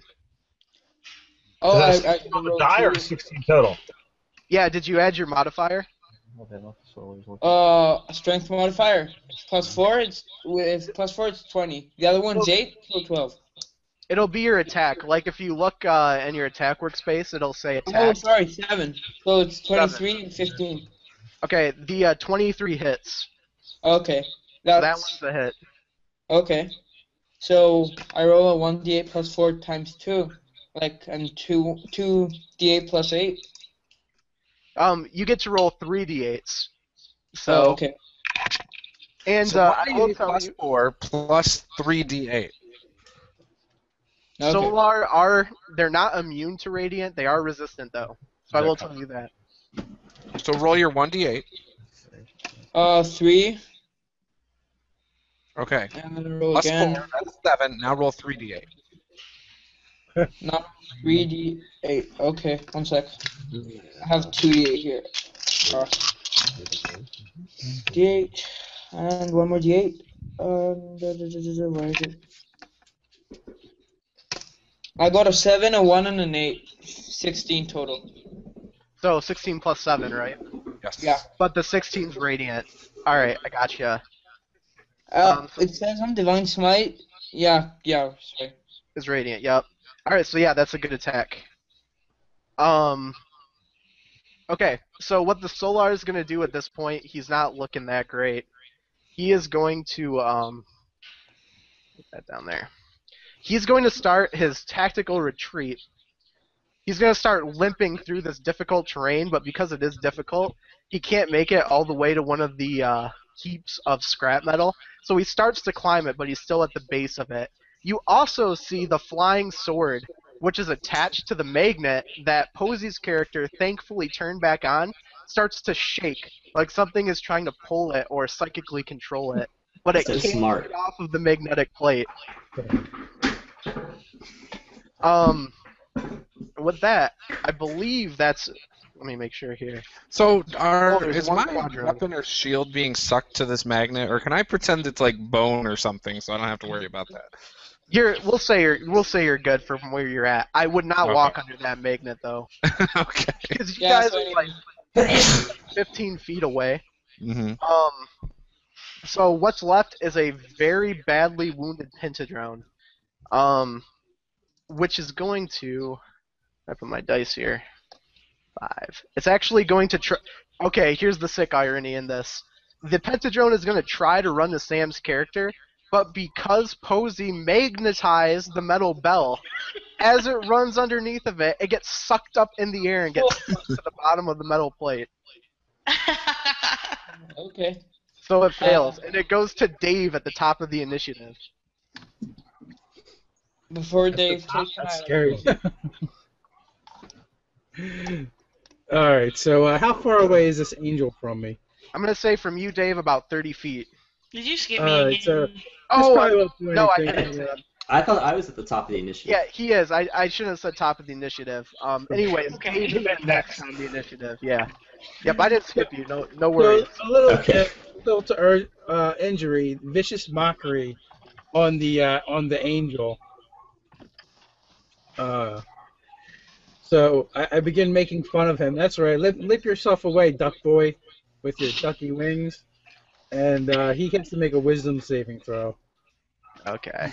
15. Oh yeah, he makes it. Yeah, I figured. You're Makes insulted. a 25. Yeah, so he just kind of looks back at you over his shoulder while he's trying to climb the base of this heap of scrap metal. So if he's climbing, is that advantage? Total. As my bonus action, I'm going to give Ted inspiration that he can use within the next 10 minutes. Okay. Okay. Well, then I will use that inspiration as I charge in against the Solar. Yeah, I'm gonna give you advantage because he is climbing. Is that extra advantage? Do I get 3 dice? No. Save your inspiration, and I'll give you free advantage. Die? Okay. All right, so I get a die. But you don't have to use it until you see your roll. Okay. Then I'll hold that. All right, so I got a say 25 to hit. Oh yeah, you smoke him. All right, I'm going to use a key point to interfere with the flow of his body and trying to stun him. He's got to make a Constitution save, DC 15, or be stunned for the next round. Yep, he makes it 27. Okay. He takes 11 points of damage. Because he's climbing, do I have advantage on my second attack? Yeah, I'll say that you do. I will choose to use my inspiration from Dave. That's a 26 to hit. Yep. He takes another 11. Damn, you guys are lighting him up. And for my third attack, that's a 24 to hit. Yes, that actually hits as well. All right, I'll bring my knee into the back of his knee to see if I can cripple him. It's another 8 damage. Awesome. What's the for the crippling? Is there some kind of roll for that, or is Oh that no, I'm just describing what I was doing. He's adding flavor text. I like what you did there, though. I'm gonna say one of the combos in your hit sequence actually clips his left wing. Like you break the cartilage that's holding it, and it actually folds over and starts dangling. You hear a scream. It's probably the most beautiful scream you've ever heard because it's in Supernal, but you don't know what it means. And then it goes to Ted on the initiative. No, that was me. Nate, oh, that was you. Sorry, Sam rather. Is the angel still closest to me, or is the pentadrone closer? The pentadrone is closer, but it's stuck to the magnet. So he's not really going to be able to do much at the moment. No, not at all. He can't get himself off of that thing. Okay, I'm going to use my crossbow to shoot the angel. You just make it so that okay. The sphere hits. Yeah, give me an attack roll. And I got another 12. Yeah, 12. Okay. I'm going to use my extra attack and try to shoot him again. Okay. It's a dex for half. You can take it. He's got evasion. I got evasion. There you go. 24. Yeah, 24 hits. For 9 points of damage. Oh, wow, okay. Moving away out of the place to him. Yeah, he is not looking good. Nate, you're up next. Alright, he's climbing a metal object, right? He is. Alright, I'm gonna blast holding with Call Lightning. Oh, nice, okay. So it doesn't hit Ted? Does Call Lightning have a built-in mechanic for doing more damage against metal? For a conductor? No, it's only, well, during storms it would be, I would get an extra D10 if it was a stormy condition before I cast a spell. That's about it. It doesn't say anything about conductors or anything. Man, I'm just like the romanticism of you frying this angel trying to climb a heap of metal is just amazing. So, what do you think would be fair bonus damage to that attack? Maybe disadvantage on the save. We can do that. That's fair. Yeah, I think that's appropriate. Yeah, that's cool. Since he's in contact with the thing. Yeah, I like that. Okay. 15? There it is. He actually failed, critically failed. Oh. So, what I'm going to do, since it's a critical failure, is he's going to take the initial damage from the hit, then he is going to trip forward and smack the jagged metal and take conductive damage. Alright. So double it. Okay, so it's 15. It's going to fry him like he's on a cooking plate. So, yeah, roll again. He said okay. double. Alright, and that'll be... Nice. Is that 24? 24. 24. Okay, this nasty sizzling sound, and you see that broken wing start to blacken, and foam's coming out of the angel's mouth. He is not dead, though. Perfect. Well, he's not dead now. He's just severely pissed off. Yeah, he's not dead. He's not enjoying himself. He's probably thinking of worshiping a different god right now. Ryan, it's up to you. All right. I guess I'm just Ray of Frost him. Make him slow him Yeah. down so he can't get away. Hey, I got advantage and they'll be slow. That's right. Ha, boy, you just got a pretty scream. All right. Yeah, that's 17 on the die. I'm pretty sure that's gonna hit. It's plus 7, 20, 24. 24. Wow. Definitely 24. All right. For 5 points. No, it does more than that. Oh, yeah. It's 2d8. 2d8. All right. 5. Recalculation. I need another d8. All right. 6 points, and he's reduced by 10 feet on his move. Oh man, this guy's goose is cooked. Okay, Juice, up to you, man. All right, so I see all this happening, obviously. I'm dropping my shield and sword, and I'm going to run up, and I'm going to try to start biting into him. Like, I'm going to grab him and wrench on that wing and start biting him. He's an Aphasian halfling, apparently. All right, with the wrenching on the wing, here's what I'm gonna do. Give me a moderate strength check or higher, and I'm gonna let you tear the wing off. All right. Yeah, that was it's a good number. So, yeah, it would be 19. Yeah, you rip it off. Tell me what happens. Yeah, so I, as I bite into where it's cracked and I'm ripping on the wing, I kind of like just rip it off and I'm just biting into it.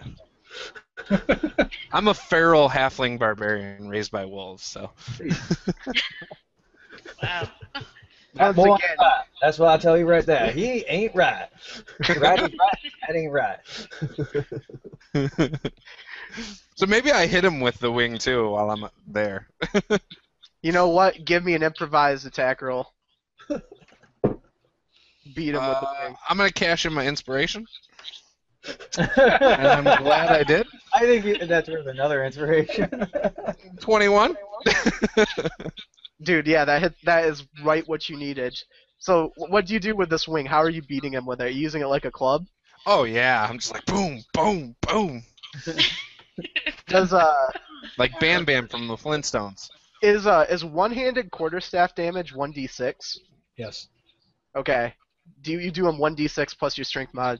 All right. That'd be 7. All right. Yeah. So you rip his wing off and proceed to beat him with it. Oh my god. It's a very saddening affair for him. And now we are in fact on the top of the initiative with Posey.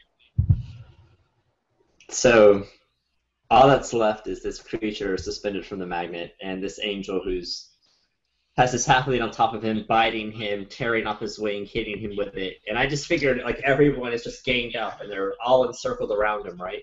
Yup. All right, so I just shoot him with a firebolt. Nice. So he's been burned, electrocuted, frozen, stabbed, eaten. So the rest. Oh, I think I missed. It is a 15 plus 5 for 20. That does barely misses him. All right, I'm going to do an extra attack and shoot him again. All right, go for it. That's a 17 plus 5 this time for 22. That hits him. All right, so that is 2d10s worth of damage.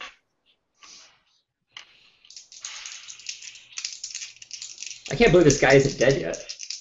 Man, Solar is serious business. All right, so that is a 7 and 6 is 13. All right, he's getting close though. All right, so when you shoot him with the firebolt, his arm that's naked and laying on this metal, we'll say it's a piece of sheet metal, actually starts to melt to it and starts to slosh off. This is a bad day. Since I'm hungry and I haven't eaten for a while, does it make me more hungry? Do I salivate at smelling the burnt flesh? The aroma is sweet and somehow avian, like somebody was cooking a chicken. Oh, yum. We're eating this guy. Also, it tastes like chicken. Just like Ma used to Like make. turkey. Yeah, oh, you want to know how he tastes? Ask Juice. Tastes like turkey. Okay, since Andre's gone, it now goes to this hapless son of a bitch, this angel. He's gonna get himself to his feet, ripping off part of his arm, now wingless. He's gonna jump forward the maximum amount he can move now, which, since he's missing the wing and he's been frozen, Mm. is not very far. He gets about 15 feet further up this hill and turns back around and crookedly pulls another arrow off of his back and knocks it up and takes a shot at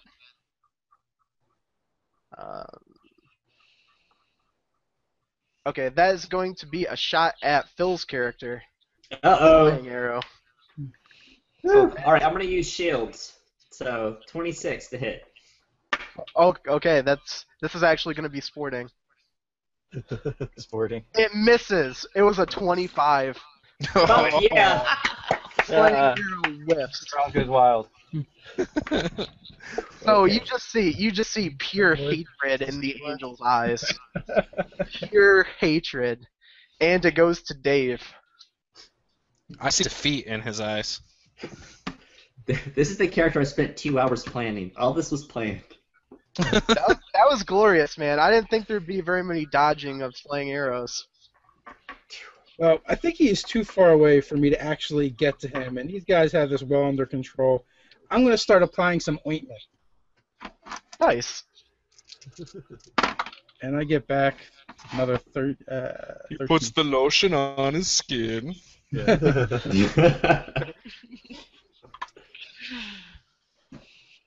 All right, well, I'm not letting this guy get away. He's essentially disintegrated a couple of our companions.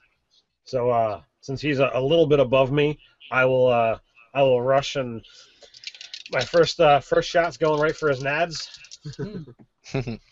Oh. And I missed. Second shot is a 21. That hits him square. And then my kick is also going to be a 21. So that's 18 damage. Oh, wow. Not dead yet, but man. What that actually does, let me roll a percentile really quick here. He's still climbing, right? Your kick is actually going to catch a satchel that he has slung over his shoulder that he's been holding, rip it off while you're doing him damage with it, and it's going to fall down and like clunk down the stack of sheet metal. And he's also... Okay, he manages to hold on while he's still climbing, but the sack that he was guarding that has something in it just fell down and is now rolled to the ground, with no breaking sound or anything like that. So it's just laying there. The Solar looks back at it and once again hisses out something in Supernal. It's your sensations. Yeah, it's a curse. It's probably not as bad as the Dwarvish curse. I don't think anything rivals that, but it's pretty bad. I think Orcish curses are probably pretty good. Orcish and Dwarf. Yeah, yeah. See, that D&D needs a quarter orc, quarter dwarf, half human. That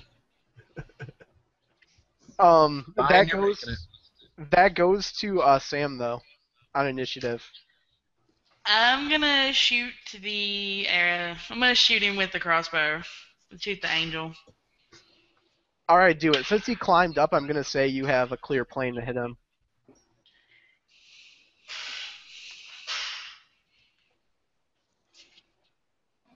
I'm prepared to catch this arrow too. 34. Oh yeah. Yup, you snipe him. 34? I think I miscounted on that. 15 plus 9. 24. Oh, 24. Yeah, you still hit him with it. Sorry about that.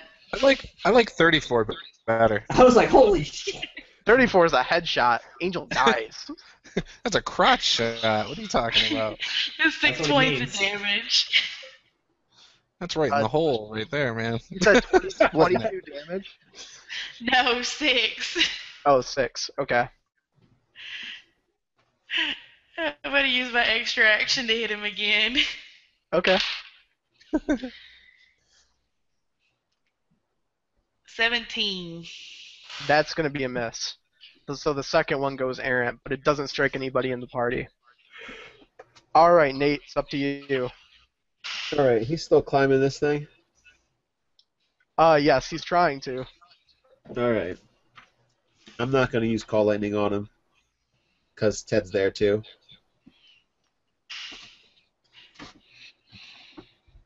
Oh, I really want to though. Well, can he shout out a warning? Allow me to just jump down. Yeah, I'll let him do it. Okay. I'm hitting the tower again. Get away. And I'm going to try and maneuver while I'm shouting that. I'm going to try and maneuver myself because I want to be able to push the guy off with the lightning strike with my power. Oh, nice. Okay. So I'm going to try and rather than push him at it, I'm going to try and have him so he gets pushed off of it. So I'm going to run kind of like a half circle around if I can. All right, cool. And lightning strike is it was 14, right? He misses it, so he's going to take full damage. Okay, that's going to be 21. 22. 22. I can't add today. 22. All right, it was a near lethal strike on him, and he is going to be falling. So where he's at, I'm going to adjudicate. That's going to be 2d6.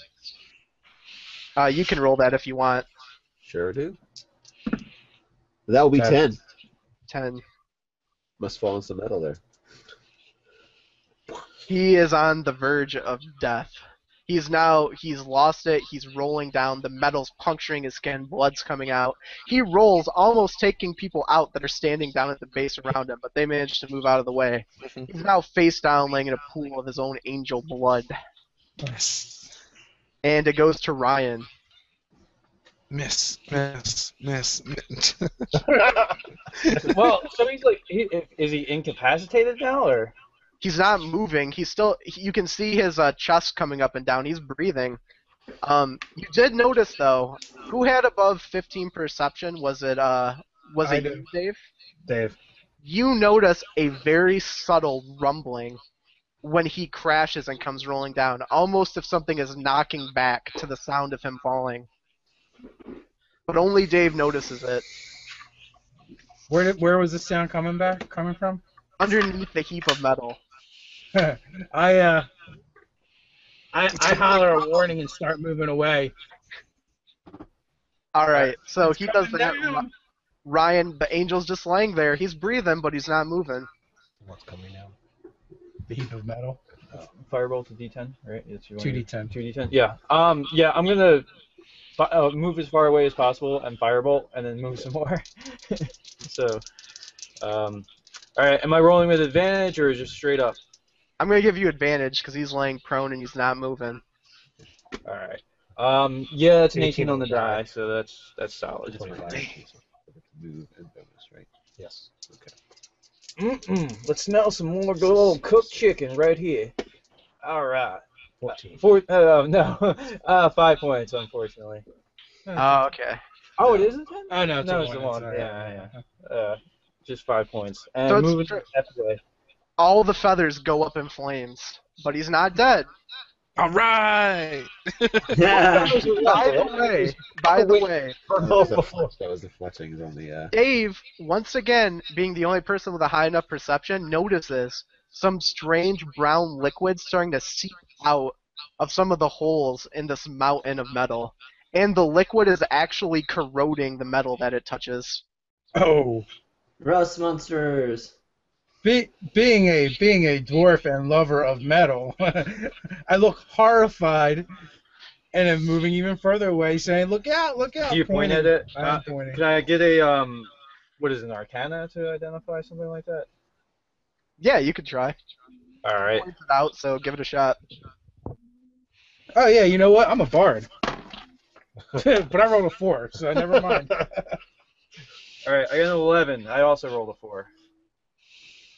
Okay, so what it appears to be to you, it doesn't have like a arcane property to it, but it's from some creature that's been touched by magic. This isn't something occurring in the environment. Something is underneath this pile of rubble. So it's clearly been taking damage from the call lightning on it, huh? Yeah, it's been getting griddled if it's been touching the metal. Or that's what woke it up. Yeah. Is it my turn or who's? Yeah, it's you, Juice. Oh, okay, great. Then I'm gonna run over to this angel that's on his stomach or whatever, and I'm gonna pull my hatchet out and try to hatchet his arm off, so I can eat it. All right, give me an attack with advantage. All right. Yeah, it didn't help very much. 14. Wow. That is a miss. Yeah, so After I plus dude? Something is amiss. It rolls. It Oh! crawls out of the way and starts trying to make its way hand by hand back to the metal wall. So for my extra attack, I am just gonna throw a hatchet at it as it tries to wither away. Which again, 12. The hatchet whiffs and strikes. You need to replace those dice, dude. No, these things have been so great for weeks now. Man, you should have had Ed Greenwood bless every dice you own. I should have, and then I could have sold them as Ed Greenwood specials. All right, man. It's back to Posy's character. Yeah, so I'll just start moving towards where I left my shield and sword, and that's it. All right, sounds good. That's cool. So, I'm just gonna walk up behind this thing, and I'm gonna slit its throat. I'm gonna pull back its hair, and I'm just gonna cut its throat. All right. That's it. Yeah, just give me we'll say a normal attack with advantage. Okay. So that is a 19 plus 7. That hits. And what are you slitting it with? With a dagger, with a sword? With my Talwar. With your Talwar? Do crit damage with the Talwar. Okay, so that is 12 points of damage. And that kills him. Alright, I sever off its head, and I lift it up. And, like, I don't know why, but light and, like, music is coming out of its mouth. In the distance, you see the rainbow dim, and you hear a trumpet. I hear the sound of a trumpet? Yep. Very faint, very far away. Excellent. I would like to walk back to the crane and turn off the magnet. When I turn off the magnet and the creature falls, does it take enough damage to kill it? Let's see. That's gonna be.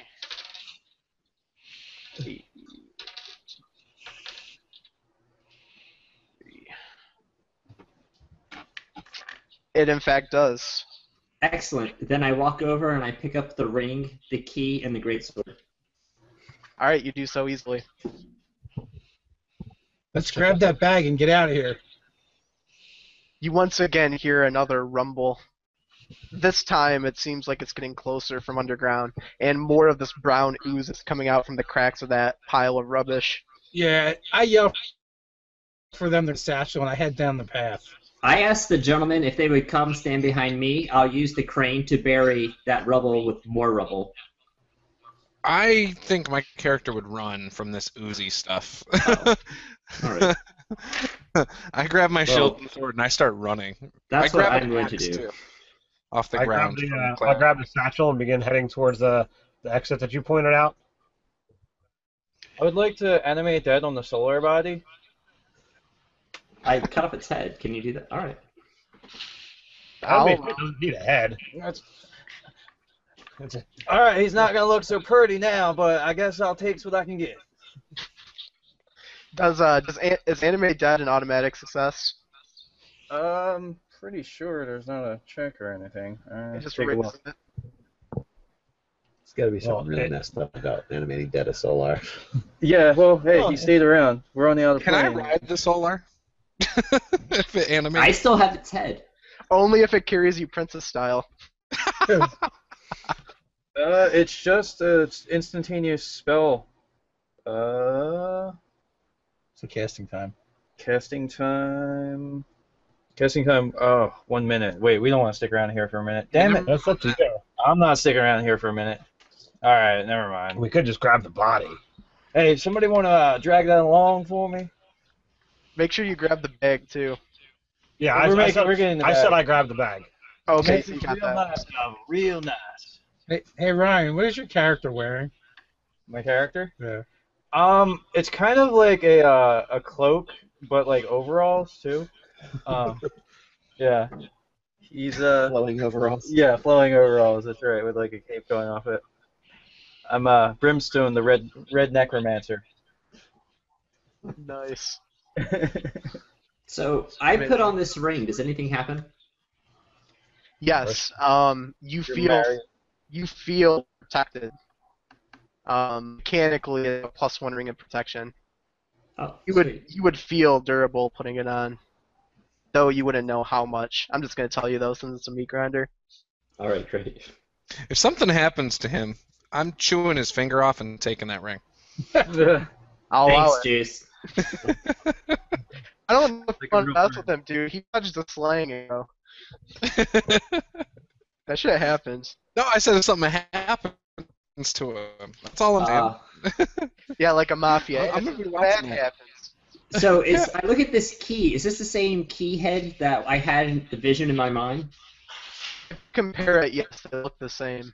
And there was a pendant as well. Can I tell if there's anything about it? The pendant is actually the key head. The Oh, key it is. like Okay, great. Yep, it's attached to a chain.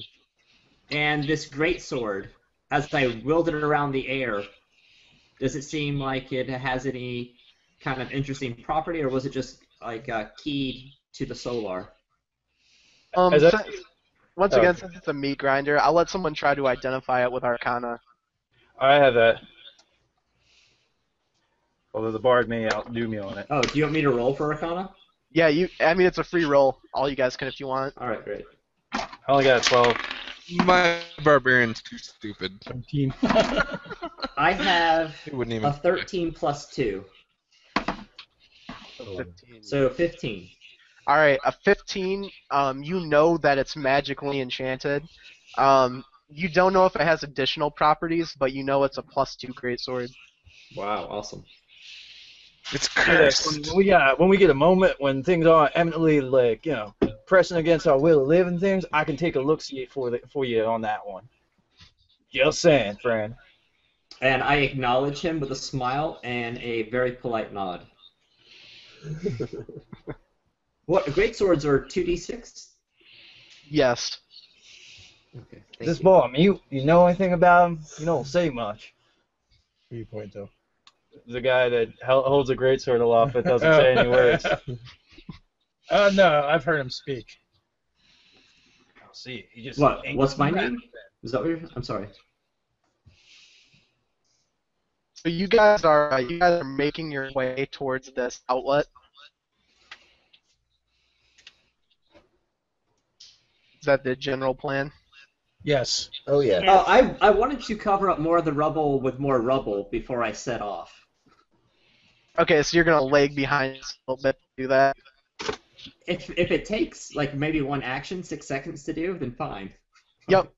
We'll say you're like 12 seconds behind the party.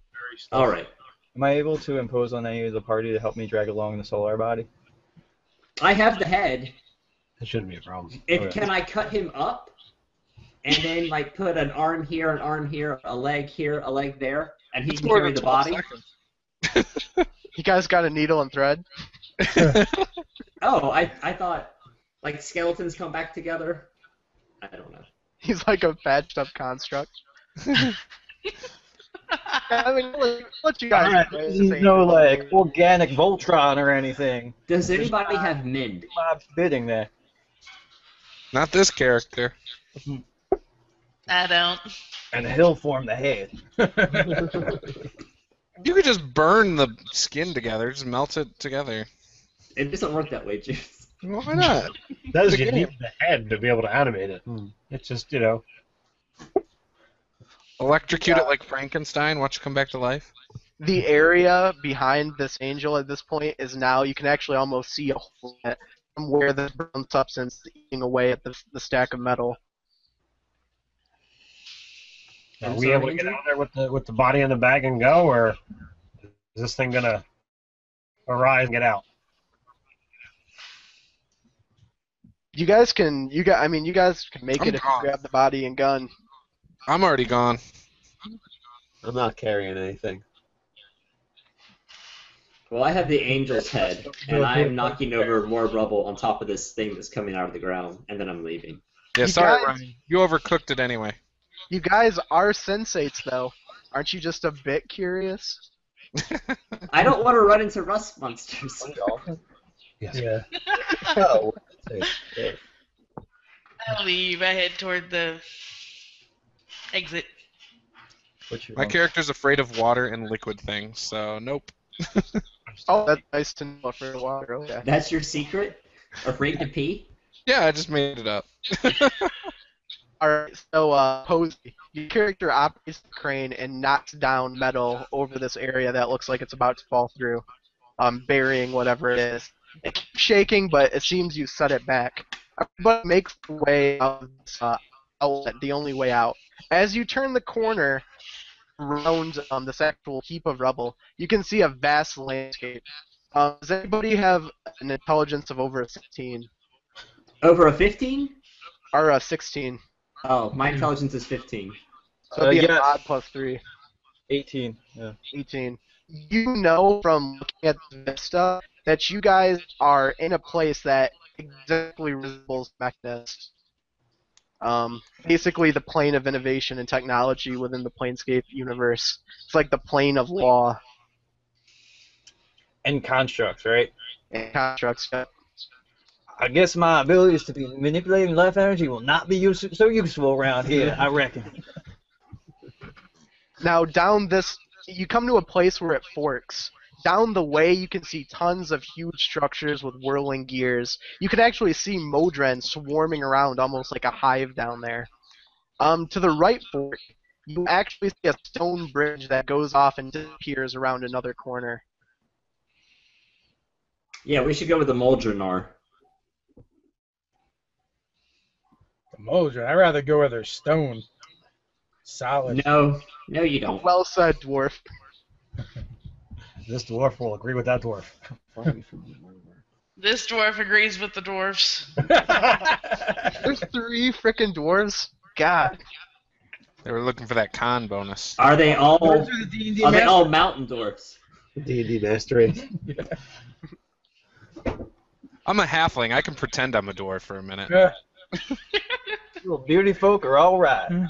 Are we far away from where that pile was all spurting whatever and corroding? Can we still see Yeah. what's going on there, or is that far away? It's in the distance. You can though see like the heap of metal shifting. Something's probably gonna break with that. I want to go examine the bridge, and I want to see if I can find the keystones. Okay. Yeah, you go to the bridge. Give me your roll, dwarf. All right, so it's going to be. What are you rolling against? We'll say it's a moderate. So that's 6, 10, 22. Oh yeah, you know anything you want to know about this bridge? What's your investigation on it? I want to see if there's keystones that are removable or breakable. That's what unleashes the Belrog. Yeah. This is D&D. Investigating around this bridge, you see it's a pretty sturdy construction. It's held up by stone pillars. You're getting pretty far off the ground when you make it about 100 feet out. In the distance, you can see an actual break. That's about 25 feet wide, a gap in the actual bridge. You see really large stone of fine quality between the pillars and the actual support of the bridge itself. That probably could be removed, but advisably wouldn't be. I get the sense you're just looking for a trap, right? Is that basically? I think he's trying to stop the creature. Wait a that's minute. coming out. Does anyone have charm? Can we charm the Moldren to make a bridge hole for us so we can cross? Like they all link up together and we walk on top of them. It is, Dave, like with your train of thought, you could go out and break one of the pillars behind you and create another gap. But it's already broken now, so there's already a 25-foot gap. Yup, if you guys can cross that, you would have that gap. Above water? No. If you look over the edge, all you see is a black abyss with purple lightning crackling beneath it. Oh, I'm fine with that. Yeah. I'm fine with that. It's water. That's the problem. I know I can make. You ever see a shark? Terrifying. Skip a shark. Have you seen a snapping turtle or a crayfish? Oh my gosh. Yeah, you Are ever there pillars on the other side? Sorry, what was that? Are there pillars on the other side? There are. There's pillars. Think of it like an arc. There's pillars all the way underneath of it going across. And if you look down, these pillars just disappear into the darkness, so you can't tell how far down these pillars actually go. All right. So if I were to use my my step of the wind and just that doubles my jumping distance for the round. Can I just clear that with a jump? Yeah, for you, I'm gonna say yeah. You can just jump it using Alright, that. so- I have rope, guys. well, I was gonna say, so, I'll grab rope, I'll jump across, and then I'll secure the rope on the other side, and you guys just climb up the rope. So when he jumps through it, what creature do I see come out and grab him? To your greatest surprise, nothing. Oh shit. Okay. So then secure the rope on this side, and then we're gonna give you the rope. Are we gonna tie a rope around your waist? Yeah, I'm gonna tie a rope, around my waist, leap across, and then tie that end, to a pillar on the other side. Can as he tries to run and jump, can I try to give him a nice little push to help him, aid him across? No, I don't need it. Okay, never mind. He's gonna do it on his own. This is gonna go really poor. That's the right call. Yeah, man. No, yeah, man. You easily do it. You cross it with the rope. Okay. Perfectly fine. Okay, then I want to climb the rope over. So, what's your strat here? Are you tying the rope to something on this side, or are you guys just holding it? You said there's pillars on the other side? There are, but they're underneath the actual bridge structure. Oh, okay. Just climb down there. You got this. With the way, we'll say. Do you have a climber's kit? Because you can tap into the stone. I can just climb. With the way I described it, Ted, we'll say that the masonry of the pillars extends on the edges, almost kind of like a rail, up ever so slightly. Okay. So you could tie it there if you want. That works. Yeah, I'll tie it right there. All right, so it's secured on that end. Are you guys gonna tie it to another pillar? Yeah, on we'll the do other the same side? thing on this side. All right, so you're gonna cross it, Juice. Yeah, definitely. All right. So how are you climbing it? Give me an image.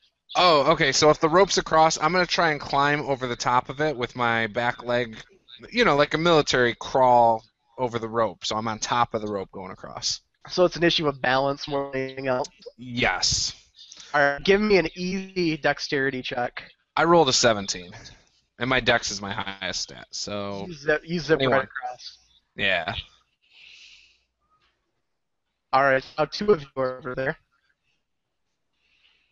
In the distance, you can hear that mountain of metal crash and hear some kind of howl. Hurry up, guys! Hurry up! Get over here. That can't be good. Yeah, I'm gonna try to make I'll it- try to climb across. All right, so what's your strategy for climbing it? Hang over underneath the bottom and just use my hands and my feet. Okay, so you're gonna use your feet too. Okay, so we'll just say that's an easy athletics check.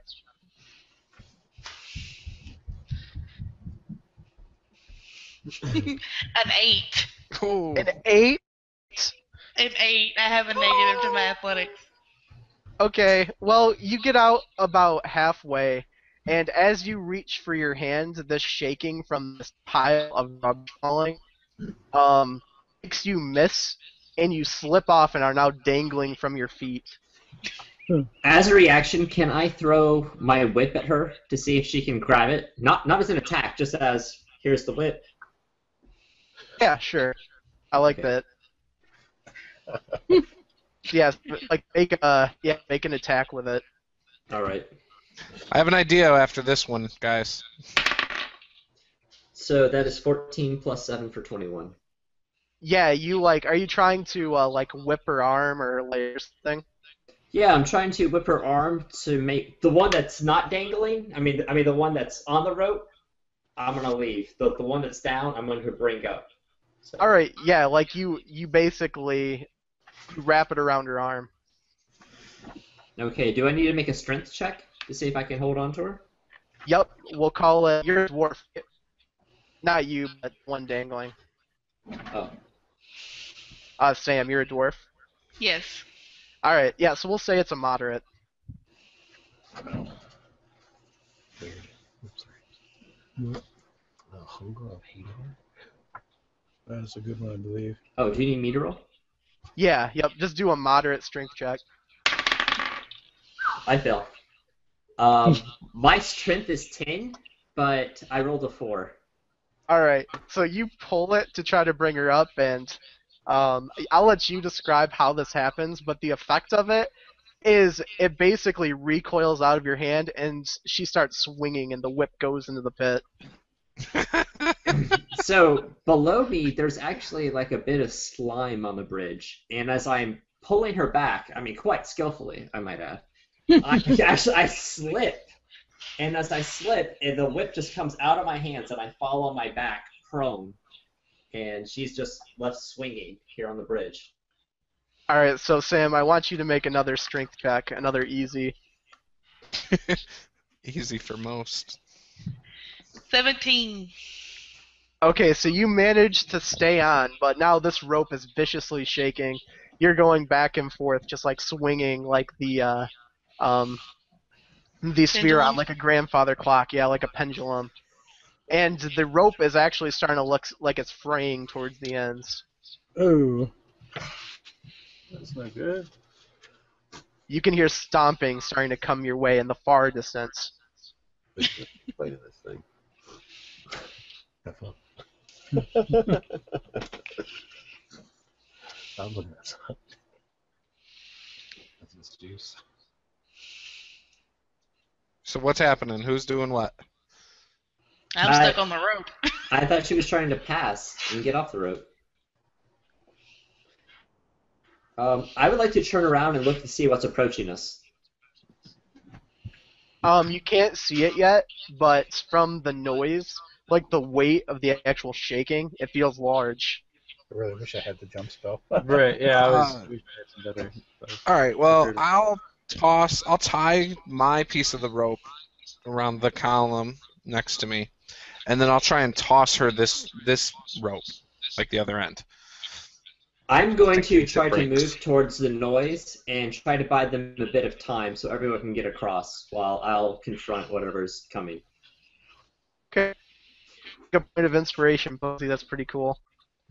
And throw the rope, Juice. All right. Let's see what I roll. Is it plus Dex? Yep. All right. 16. Yeah, you throw it to her. Now I just need her to roll Dex to catch. I will give her inspiration. I'll hold that inspiration. I rolled a 19 plus 4. Yeah, you grab it. Nice. Good deal. All right. So is she able to get up here with us then? Yeah, you can pull her up and quickly make your way across. The rope is still fraying, though. It looks pretty damaged from where you have it tied. All right. As she gets up here, then I'll throw the other end of the good rope to the other side. All right, that's easy. For whoever to tie it up. Yeah, just throwing it across the bridge. It lands on the other side. Yeah, so somebody can tie that up, and they can use both ropes now to try and get across.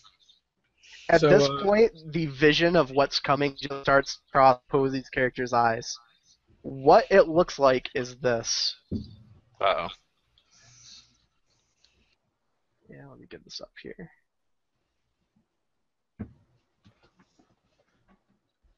It looks like a Hydra, but there's a couple of differences.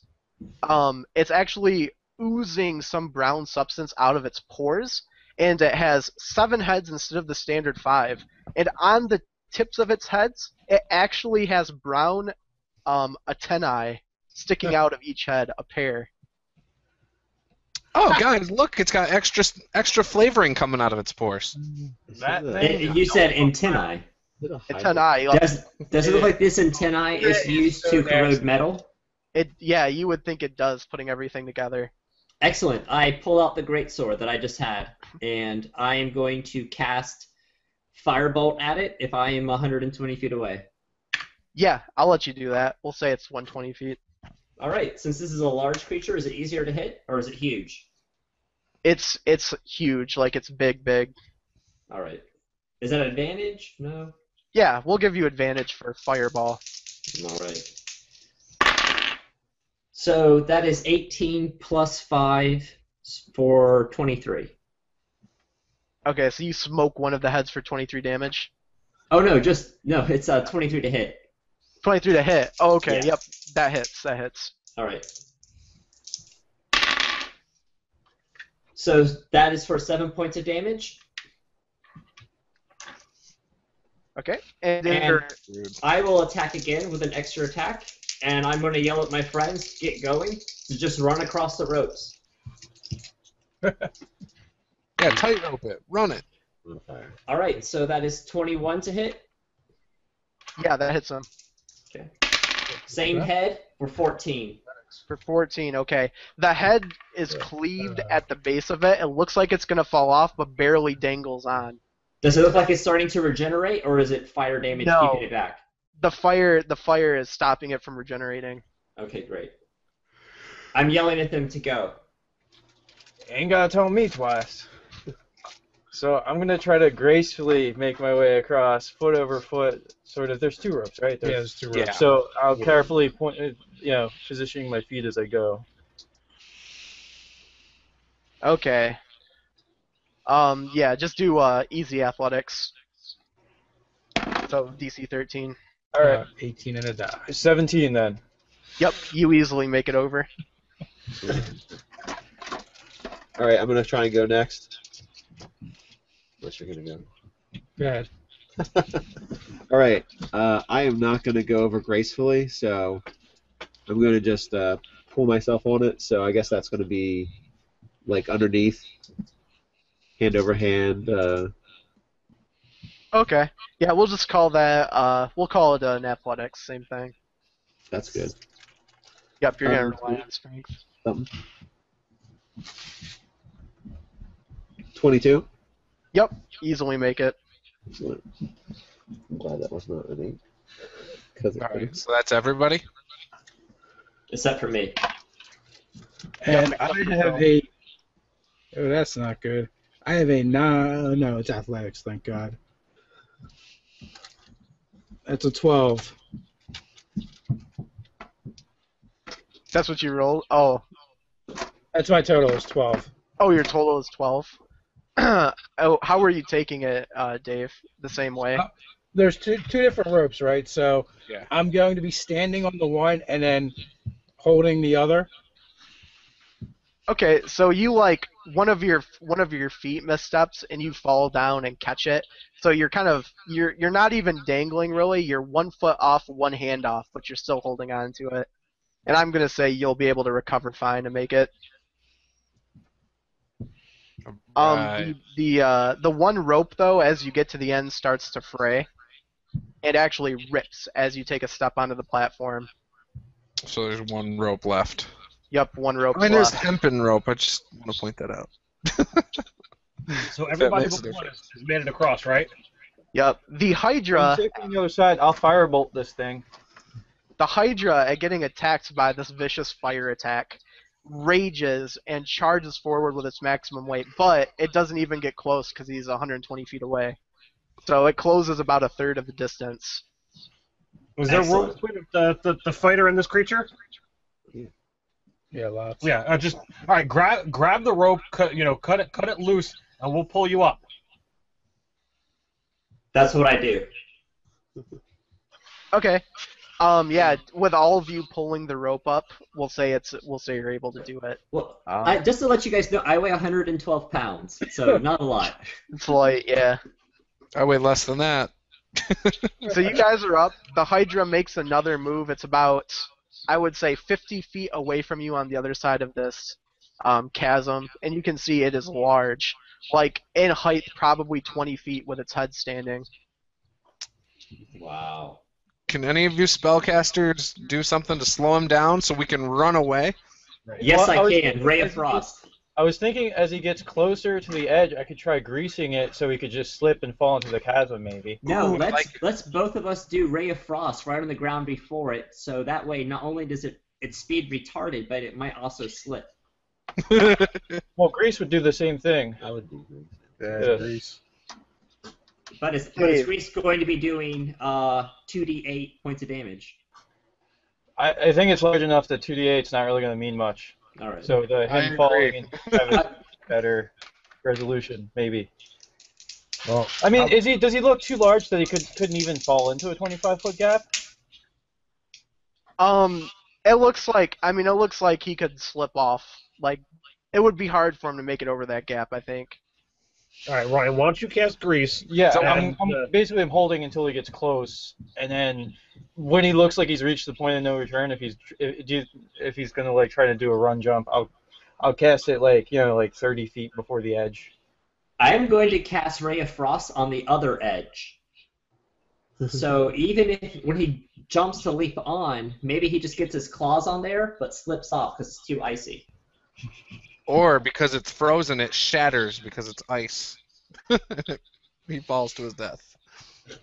By the way, our 16 perception Dave, you actually feel a presence down in the shadows beneath you. Sweet, let's feed it. So that piece I saw that could possibly use to drop it down another 25 feet. Does it look like acid might have an effect on it? Yeah, you could try to corrode it. All right. Well, I'm gonna reach into my bag and pull out a vial of acid. And you look like you got a good aim on you. Me? Yeah, here. And I point to the weak spot and I hand the monk a vial of acid and tell him where he should land it. All right. Let's give it a throw. That is going to be 22. Alright, so yeah, that hits it and starts to eat away, and you can kind of see the stone start to shift a bit. And that edge of the bridge is looking uneasy. Am I off the bridge yet? You guys are on the other side. If you actually turn and look at the side of the bridge you guys are on, it's probably 30 feet or so, and it looks like it's leading into a tunnel. Yeah, I'm in that tunnel. I'm going. Alright, the Hydra is going to barrel down on the bridge. So the first thing it has is grease, right? Yes. That's the first thing it's hitting. Yep. What's the saving throw for that? It's a Dex DC 15. Okay. It makes it. With ease. It actually only has a +1 to Dex, so it's fairly impressive. So you Dancing Hydra. But on the other side is ice. On your side, right, at the actual... So, like, if he tries to jump, he lands on the ice, correct? Correct. That's the plan? Okay. I So see enough. I'm heading for the tunnel. Yeah, absolutely. the pillar of the bridge I'm starts to headed for the tunnel. collapse, and you hear the Hydra just let out this god-awful howl and run and try to jump across it. It's pretty pathetic, though. This thing is not athletic. Yeah, it rolled a 3. So it runs Cozy is taking it out. and tries to jump it. Part of its body slams into it, slips off the ice. You see it start to strain as it falls down this crack. Part of the bridge gives away, and you just see it plummet into this black shadow with the lightning cracking around it. I knew that ice was a good idea, guys. Make itself known as it gets fed. Does it belch? No, you just see it like the opera effect. You're getting further away with the howl, and then you hear nothing. Don't hit anything, it stops. Nice. Okay, but now, when we reach this tunnel is bizarre. It is black, almost unnaturally black inside of it. It's about 20 feet wide. At the mouth of it, you can actually see on the left side of the tunnel, there are gaps, like fall-away gaps, and if you look over into it, you just see blank space. You don't know how far it tumbles down these chutes. I would like to do a search to see if this is a cave made by a purple worm. Okay. Our roll investigation. Okay. I have a torch out, by the way. Do any of the dwarves know anything about the plane? So that is a 14 plus 2 for a 16. All right. When you search around, it looks man-made. Not man-made, but made by something with sentient intelligence, like actual craftsmanship. Oh, okay. Excellent. Probably Modron-made would be your guess. Okay. When you light the torch, it throws light, but not as far as it would normally do. It almost looks like the light's being absorbed into stuff and dissipating. Is my elven dark vision impaired as well? You can see, yeah, you can't see as far as you typically would. What's elven dark vision? Is it 60? Yeah. Yes. Yeah, so you're probably seeing about 40 feet instead of 60, maybe 30 to 40. It's like an unnatural magical darkness. Or yeah, it's unnatural. So my torch isn't helping. It's helping, but it's not getting like its full effect. I tell him to throw his torch into the tunnel, and then we'll just keep throwing it. All right, so I'll throw it and I'll light a whole nother torch because I want to keep a torch with me at all times. So Here, let me help you with that, my friend, and I cast the light on your shield. Oh, there you go. Thank you. Just cast light on a like a bunch of pebbles, and we'll just throw them down there. You can only have one cast at a time. Oh. Some Hansel and Gretel shit. But you got a torch down there now. Like you take a rock and then you put it on light, and then you break the rock up, and then you throw it. Well, you have a torch now, Posey. You can throw it around. That's what I do then. Yeah. You throw it where it lands.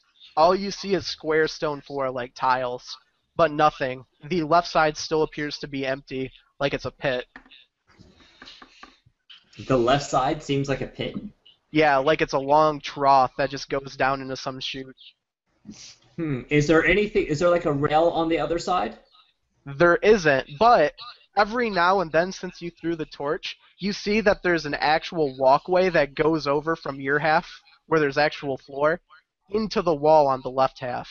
Yeah, we should go that like way. Blank area and then walkway over. Blank area and then walkway over. It might actually, if I draw it, might be easier. Let's do this. I'll follow Posey's character. Like, if this is the tunnel, let me stop sharing this. If this is the tunnel, these areas with the X's are the void spaces. You guys are like on the left side walking, and every now and then you'll see an area where you can walk over, and the walkway disappears into the wall. That's funny. I almost drew the exact same picture. Did you? Yeah. I don't know if you can see that, but On this walkway, exactly. Walkway disappears into the wall. Can I examine it to see if there's something, like out it's of a the platform ordinary? at 9 3/4? I wasn't going that route, but why don't we just go something straight? interesting or out of the So ordinary. at each entrance where you can possibly turn around, I would like to throw a torch right there in that position, so there will be light casting down that hallway. Okay, so you chuck it over at this place where it goes into the wall. Yes, sir. Okay. When it passes through the end, the light just extinguishes and you can't see. So it like goes through the wall. It goes through. Well, the wall. You can see a gap in the wall. It's just black, unnaturally black, and no light seems to be penetrating it. I asked my friends if they have Dispel Magic. I do. I say, at your convenience. I'm not sure what you want to do, but perhaps this could be useful now. Oh, you know what? Why not? It's my last third level spell, but I think I'll try it anyway, out of curiosity's sake. I have a scroll. Oh, do you? I could just use All a right, scroll. good. Yeah, yeah. So I'll cast from a scroll. Okay. What's the deal with Dispel Magic? What's it say exactly? Choose any creature, object, or magical effect within range. Any spell 3rd level or lower on the target ends. For each spell 4th level or higher, the target makes an ability check using spellcasting ability. The DC equals 10 plus the spell level. Okay. So you cast it on it. It doesn't appear as if anything's happened. The keyword being appear. On that scroll. Oh. One appears like. My character Faru says, "I'm very sorry that you had to waste that." I was about to say maybe we should cast Detect Magic first. Son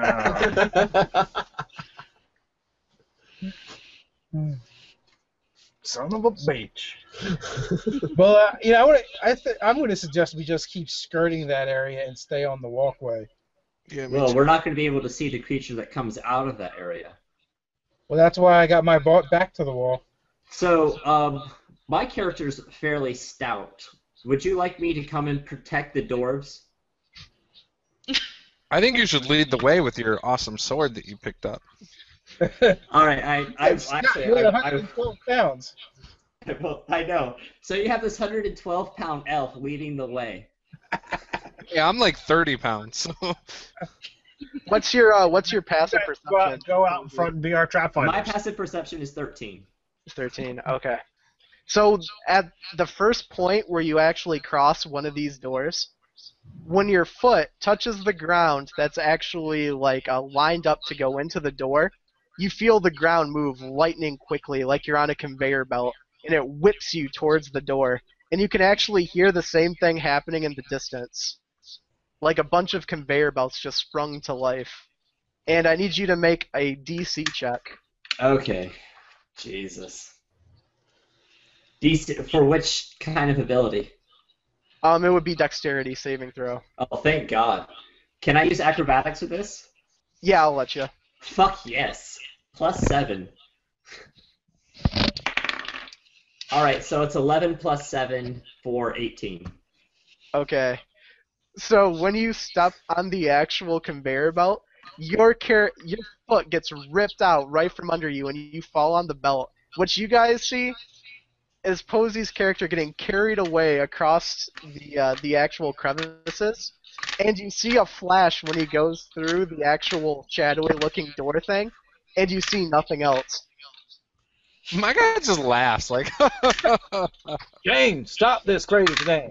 Now what happens? Alright. I jump. What happens to Posy is he gets annihilated by the door. It's a door of annihilation. Holy shit. Now you try to jump it, Juice? Yeah. Give me strength athletics. Alright. Yeah, I failed. 3. Juice lands on the moving conveyor belt and gets whipped into the door of annihilation. Door of annihilation. That's because that's the flavor text. As Juice passes through the door, you just see it dissipate and nothing. Jeez. Yeah, I don't think we should go that way. Well, we know what that does. Wonder what the other ones do. I doubt they're any better. It was a good run, Hilltopple. Yeah, I'm moving you guys to the bottom of the initiative. Did you have a second character, Posy, or do you want to come back as that one?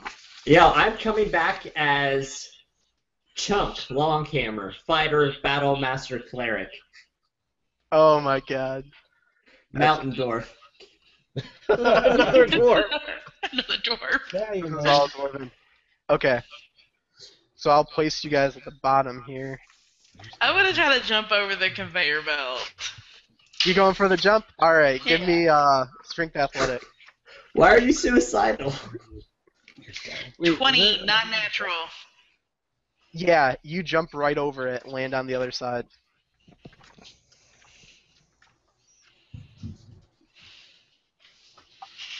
How Alright, big of a jump is it?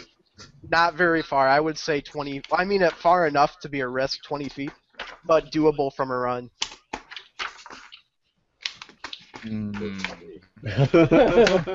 I'm debating a character now. Okay, I'm pulling out a human fighter, level 1. Level 1? Yeah, buddy. Alright, do it, man. Brock Abs of Steel. Here we go. By the way, the conveyor belts are still running, and no one's came out of either of those of the door that they both went through. Actually, my guy's not coming out yet. Whenever you get to the next area, he'll arrive. He's just there, confused. So I'm going to take the rope out of my pack and throw it the same way she went, and then snap it back. So like, Be right back, Kind of guys. like back across. you're gonna throw. All right, explain to me what you're doing exactly, Dave. Okay, so I have the rope and I have it coiled, and I'm going to throw it in the same trajectory she just went, and then as soon as it passes where I can't see anymore, I'm going to snap it back. Okay, just to see if anything happens. Yes. Nothing happens. The rope returns. Okay, and it's not shorter. Nope.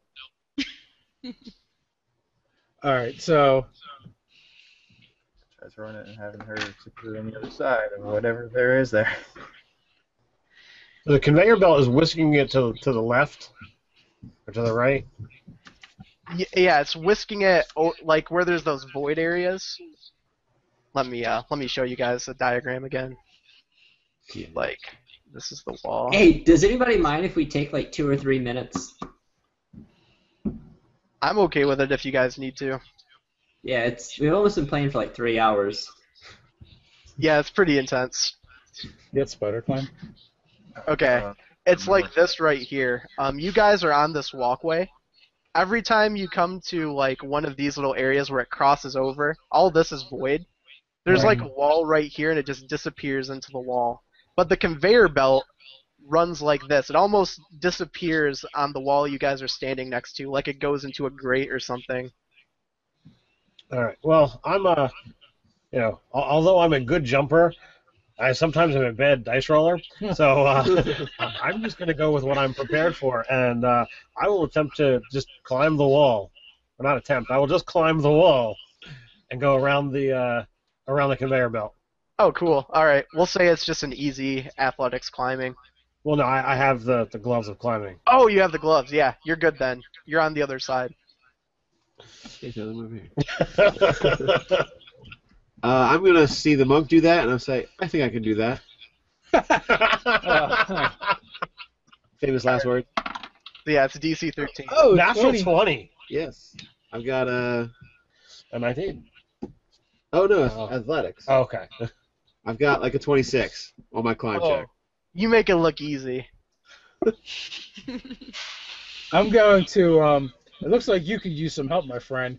I'm going to cast Enhance Ability on myself, Bull Strength, and I'll cast it as a 3rd level spell so that you can have it as well. That gives us advantage on strength checks. Oh, nice.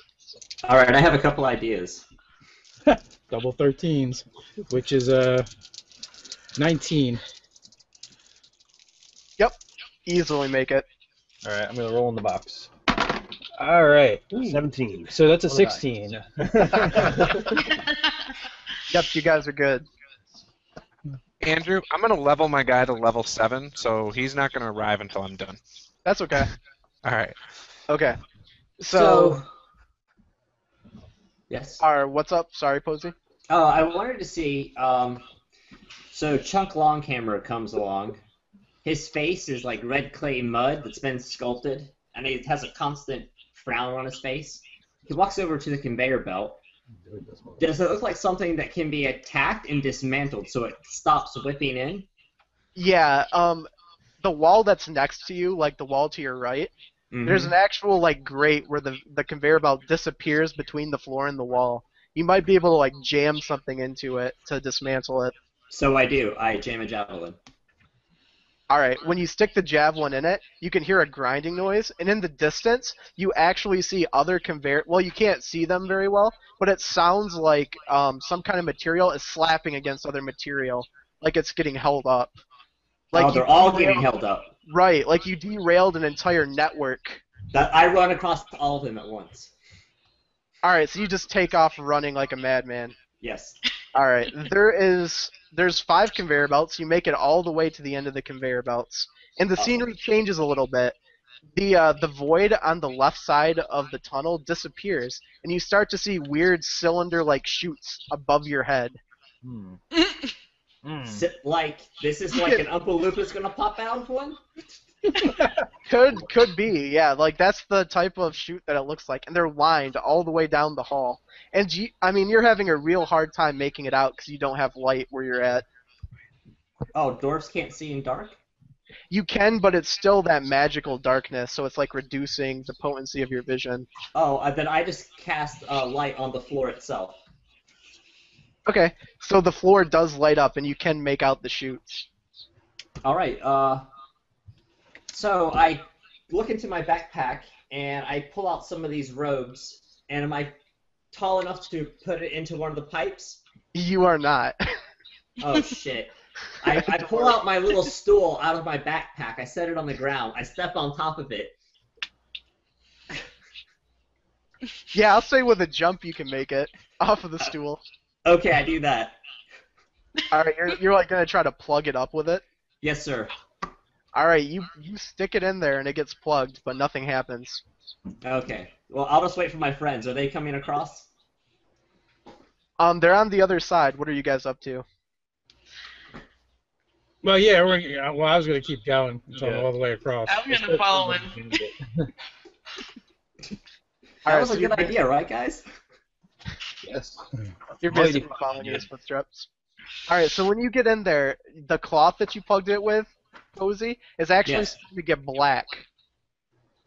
Like something's trying to seep through it. Oh, that's where the darkness is coming from. Nice. I'm like, I asked my friends if they will help me plug up these pipes. Nice. I say I have a stool for my dwarves. It's actually better than me. Unless you have the super ones. What if you drink really? You can. Alright, so we're gonna try plugging pipes. That's the I mean, maybe the wizard can freeze them. I don't know. try. Oh, Ray of Frost some pipes, some of the unplugged ones. Or why don't we just keep moving? Well, we'd be able to see what was hidden by it. Yeah, we probably have that. How many? There's a lot of pipes, right? All down along the hallway? Yeah, they're really long. The hallway's really long, and it's just lined with them. I can fire off one every 6 seconds. Yeah. Bing, bing, bing. Yeah. Right, but is it Ray of Frost? I don't know. Find out. So when the Necromancer casts Ray of Frost, does it do anything to the pipe? It freezes the end of it. Does that seem to have any effect? Nothing's coming out of it. Nothing's seeping through the ice. Something's happening. I want to keep moving down the corridor. Keep my senses finely attuned. All right. Well, Mr. Passive 16 Perception can hear something sloshing in the darkness in the distance. Something up there. So just out of question, when the fighter went off into the sphere of annihilation, what happened with the key and the sword? Did they go with them? Yeah, they're gone. Well. Okay. Sorry, dudes. Annihilated. I just wonder, what was the DC not to get sucked into the door? It was a 20. It was a hard. Oh shit. Yeah. Missed it by 2. The way the conveyor belt was designed so that you would like step on it and it would instantly like rip you into it. So you would have to be like super nimble. The treadmill from hell. So I'm gonna stalk forward and see if I can't find what's making the noise. Ripping my axe. All right. As you inch forward towards it, you actually see some kind of pile of black goo moving towards you, rolling over itself. Every now and then it pulsates and takes on the form of a humanoid. Oh, that's not good. I will try and knowledge that shit. Yeah, I would like to knowledge that shit as well if I can see it. Well, that's not gonna do it. Alright, let me... Brian. Does it appear to be acidic in nature? Acidic? Does it have like a little? No. Acidic. Does it seem to be acid? Oh. But also with the curls. Yeah. I got Sorry, what'd you get? 16 on the check. 16. With a 16, you think that it's some kind of ooze, so it is probably acidic. I have 10 pounds of chalk dust. I want to throw it at the creature. 10 pounds of chalk dust? Yes. So Wait, sorry for that. I take out the chalk dust, and it's just like in this pouch. Is it able to absorb? Man, I don't even know. What happens chemically if you add acid to chalk dust? Oh, it's a acid and a base. It neutralizes it. It neutralizes it? Yes. As it hits it, the ooze starts to shrink, and parts of it get frothy, like white, and start to fall off of the ooze's main core. It about halves its size. Nice. Nice. I'll Ray of Frost it from as far as I can get and be from it. Okay. Because a slow ooze is a beautiful thing. Just to let you guys know, chalk is super cheap. You should always buy it. I miss it. I guarantee I miss it. So that's that. Draw 1. 2.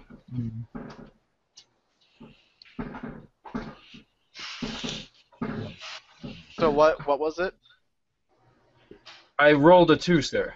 That's I'm going to pull out a vial of alchemist fire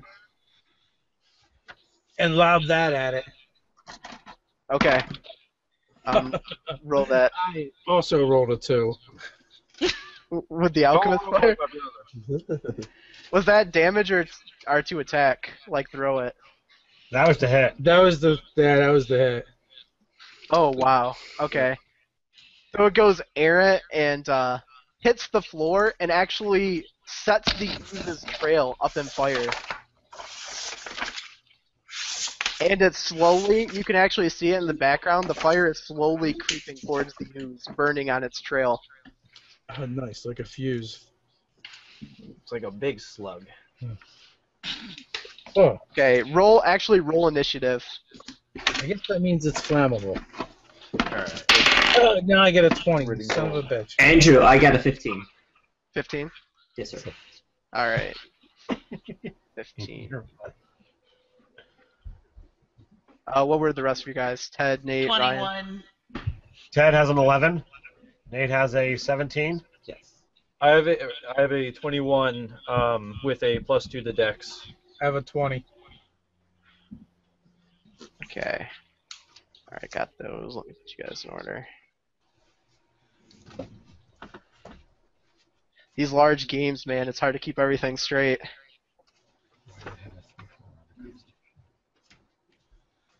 Goes well without an amulet. Yeah, the amulet too. I also have Standard gear. I also have the staff of defense.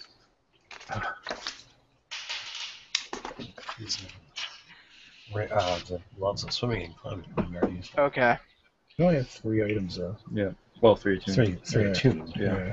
I have 3. I have 3 tunes. I only have 2. Okay, so first up on initiative is Ryan. Now, also, by the way, Mr. 16 Perception Dave hears a plop coming from behind him. Oh, Okay, you guys have I'll turn already and passed look. through.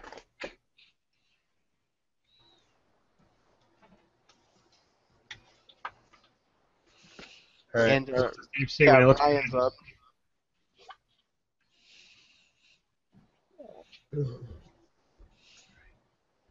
Yeah, so what you see in front of you, Ryan, is this ooze leaving a trail behind it.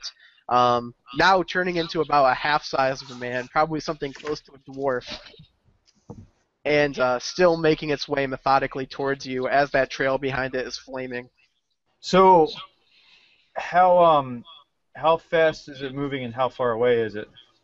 It's probably about 15 feet away at this point, and it's moving at about, I'd say, 10 feet per round, so about 10 feet every, let's say like 2 feet or a foot a second, something like that.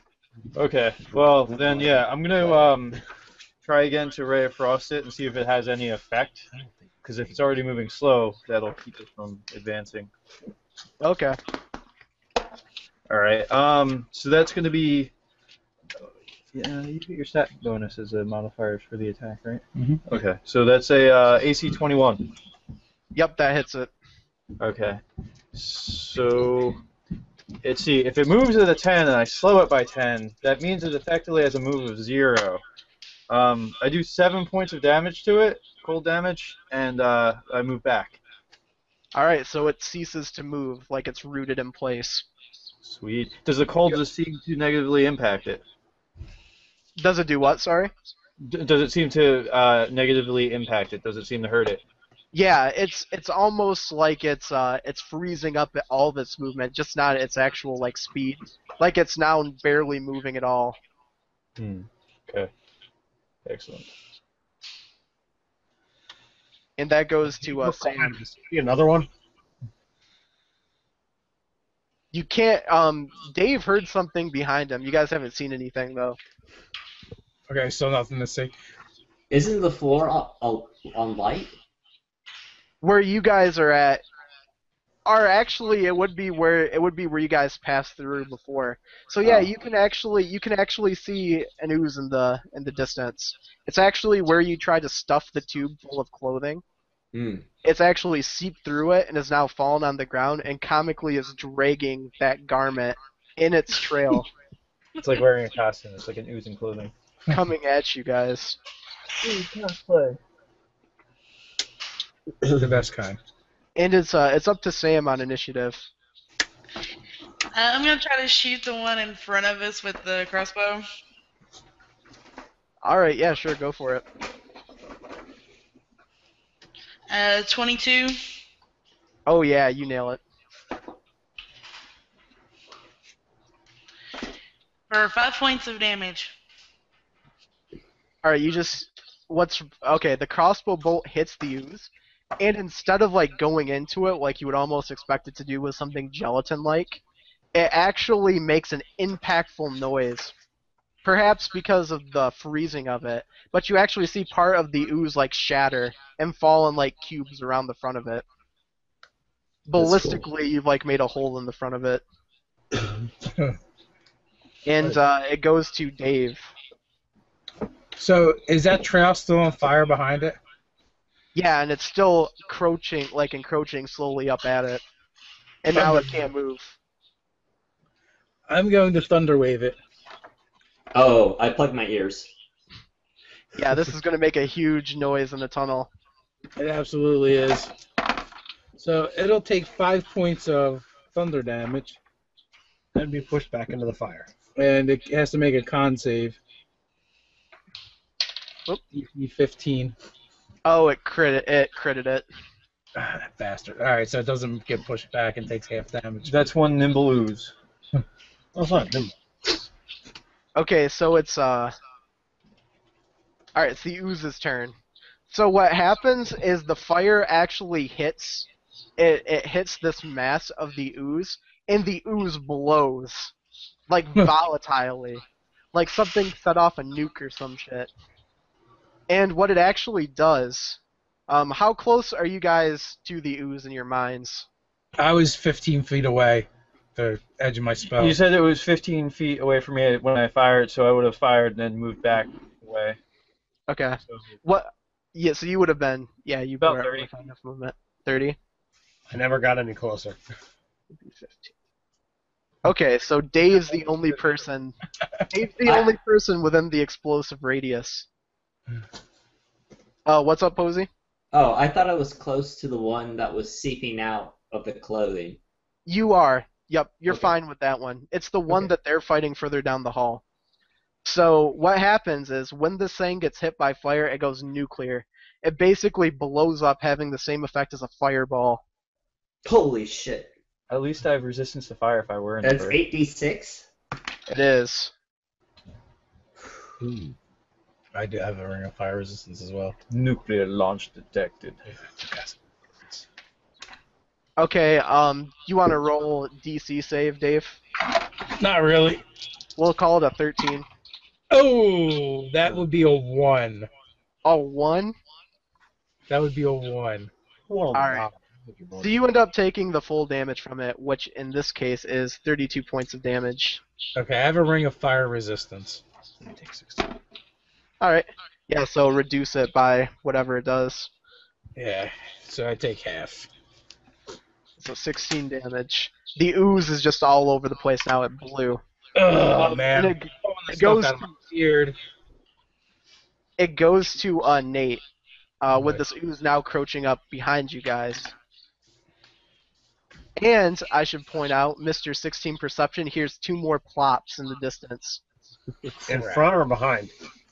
From the front. Alright, guys, apparently we should not be using fire on these things. I'd be alright, but the rest of you be kind of screwed. I don't know, the fire worked really well. I have a question. Can I hear if the conveyor belts are working again? You still just hear that flapping noise. Like something's clogged it up and flaps of the conveyor belt are hitting against each other. Oh, I have a great idea about what we're gonna do about these oozes. I can't wait for this. This is going to be good. Captain, great moment. All right, I'm going to. Who's closest to the ooze? Dave. Oh no, to the one that's behind us is Posey. Okay, Posey, I'm going to cast Shield of Faith on you. You get +2 armor class. All right. It's a bonus action, right? Yeah, but Hey, you know, I don't really want to fight these things. if we got far enough away, we could just explode them. Like, get far, because Firebolt goes a damn far away. Like, you. Yeah. Is there anything preventing us from leaving the area? Yeah, there's oozes behind us and oozes in front of us. Well, we got to pick a direction to go, because if one of them gets set off, it might set off all of them. Perfect. Oozapalooza. Yeah. Yeah, so I cast Shield of Faith on Posey. And, I'm just going to throw away a hand axe. If I throw a hand axe at these things, it looks like. Hit one with Radiant. How about Sacred Flame? Yeah. I don't know, exploding all of them and having enough range on them sounds pretty tempting. Okay, well, hopefully Radiant damage has not the same effect as fire damage. I'm going to cast Sacred Flame on it. Okay. Yeah, it doesn't explode into a fireball like the other one. That's good. It's a 6 unless it passes its dex save, which is a 14. It fails it.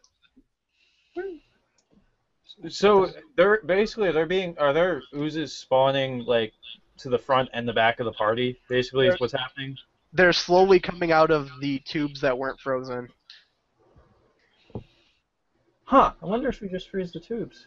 Because what if they keep coming? They could. Yeah. You don't want Well, I mean, I'll be doing that in lieu of attacking. So what do we know about oozes? They're mindless and they're predatory. Once they see you, they keep following. Interesting to shoot a fireball up one. Oh, up the tube? Yeah. Oh. Maybe they're all connected in one chamber. I'm having flashbacks. Nuclear explosion. What was that, Andrew? So I'm having flashbacks from Robert Ogre's game where we torched everything. Yeah. I'm going to start ray of frosting the tubes. Okay. Again. Maybe prevent some of these from coming down before they actually start. Is Ray of Frost is a cantrip, right? Yes. Yeah, so I can keep doing it. Alright, so you're methodically kind of going down, freezing them. What are you doing, Phil? Because you're next up on the initiative with this ooze slowly making its way towards you guys. First thing I want to do is communicate to everyone that if we retreat, go back to where the javelin is stuck into the ground, the oozes will come towards us. We'll remove the javelin. As the oozes approach, they'll get caught on the conveyor belt and sucked into the wall of annihilation. What do you guys think about that? Those are some real pretty words, but what's to stop or guarantee the fact that there aren't like an infinite number of oozes that could come down at any point in time? We live in a finite world. So there might only be 500. Yes. Well, you know, they're not very fast, right? That's right. I'm just discussing this before I go and do the action. That's all. What if we just run by them? How wide is this hallway? 20 feet, but half of it is, well, where you guys are at, you actually have the full 20 feet. Oh yeah. My suggestion is we just keep going and try and run by them. And then So you don't want to. Oh, okay. Well, I thought I would check with you. So that's what I'll do. I'll go to use my action to navigate around these creatures and to go out. So you guys are just like running around them, basically. Yes. Pretty much. Okay. I will try to stay out of their range of attack. So at all times, stay away like 10 feet or so, if at all possible. Little torch. Okay, magically, you guys are able to do it. None of them actually hit you. You're able to outmaneuver them. So you guys just weave through these oozes. They turn and start to try to follow you, but it's at their meanderingly slow pace. And did you finish upgrading your character, Juice? Oh yeah, I've been done for a few minutes. Hey, when everybody gets far enough away from the hallway, I'm gonna pitch fireball bolts in. Like if everybody gets like say 300 feet away, and I'm just gonna firebolt constantly. Okay. So when you guys like get about 300 feet away, this is a pretty long hall, you actually see light breaking and stairs going up out of this tunnel corridor. And you are going to torch it? Yes. Alright, let's see. Smells like napalm in the morning. Okay. Ferris stool used to make. The entire tunnel blows. You hear an explosion. It just sounds like the maw of death because it's being funneled out of this tunnel. You slowly start to see fire creeping out and think it's probably a good idea to truck it and run out of this son of a bitch. And this character I just made just went up in flames, and I have to make another one. No, I'm just kidding. Yeah, give me a dex saving throw, Juice, to avoid incineration. Oh, yeah. As all this explodes, a single teardrop. I hope you didn't make that. It's beautiful, boy. It's beautiful. Yeah, it collapses. You guys manage to run out, everything falling down behind you. And as you look around, you notice you are no longer in any place that looks like Mechanar at all. Now it looks like you're actually standing in a desert. A desert? A desert. And here How many suns are there?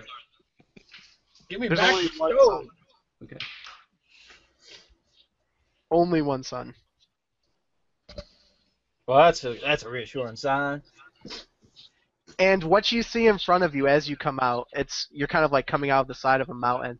The mechanical constructs change. Nothing looks mechanical anymore, it looks organic. But when you come out of this thing, to your left, you see a large monument of an orc holding two spears with a cyclopean eye in the middle of his head. Nothing else being there.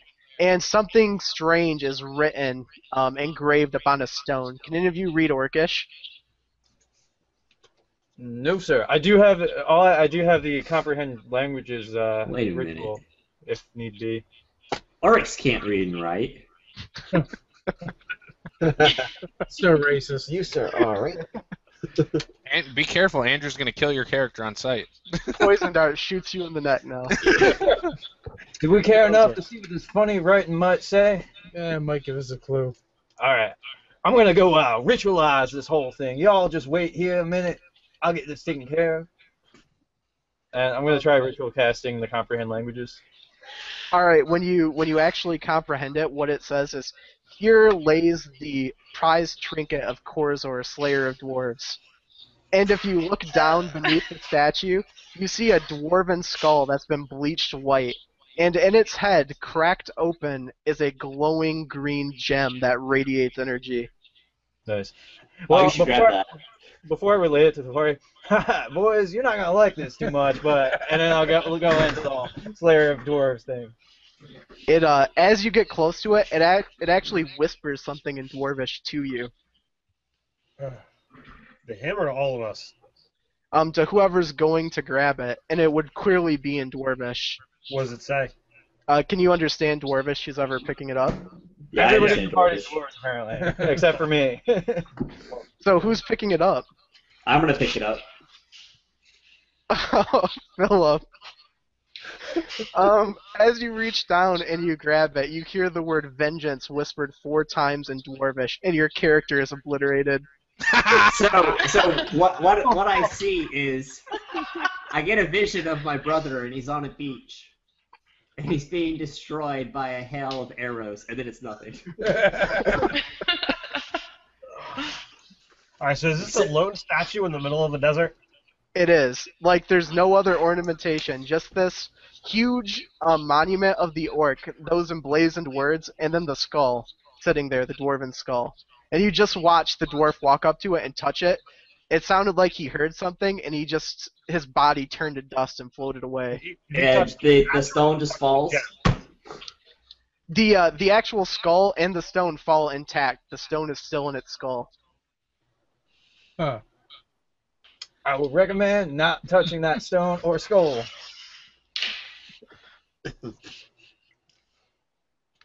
Yeah, I think we should leave that one alone. Huh. I want to break that statue. Was it when he touched it? It was when he touched it. Just Was put it it in the a stone net. or the skull? The skull. Okay. Go. Okay. Huh. I don't think that skull's worth it. I don't want I the wonder skull. if I just can want put it the in a statue sack. broken. It's a big statue. Right? It's like a monumental statue. It's giant. Did he have gloves on or anything, or is it just? I don't know, Posey, did your guy have gloves? Oh, he just had mittens, because he's like a cook. Kitten mittens. So we have a Yeah, I'm not gonna touch that. Never mind. so we have a stairwell, and then the desert. Yup, this monument to your left. Now, if you look out into the far distance, you actually see something that looks like a temple, but it's far, far away. Oh, let's head in that direction. Well, wait. Let's see. Are there any like cracks or crevices to this monument to like go, any compartments perhaps? You could try to search it. Do an Yeah, investigation. because it talks about his like prize or whatever. If there's something that's not the You have skull, detect magic? I do have detect magic. I'm gonna drop a detect magic. Okay, detect magic. Mm-hmm. It feels like something is radiating out of the actual statue itself. Yeah, let's look around. Do a looky-loo. And no one speaks orc, right? You just use. I just comprehended. Well, Okay. that lasted a little while. But that doesn't let you speak it, just understand it. Yeah. Let's see. My perception's only a 10. Anybody else want to Whoa. be perceptive? Oh, well, look around myself. Oh my god. 19 perception. My eyes fall on the ground. You guys are just like trying to look the statue over, basically. Yeah. Yeah. You see that next to the left hip, there's actually a place where the statue is badly cracked, almost like somebody was trying to pry something out of it. Yeah, this thing is a colossal mimic. Yeah. Is it colossal size? It's probably about 15 feet tall. It's fairly large. All right. Well, let me go over to the, towards that crack and see what I can find.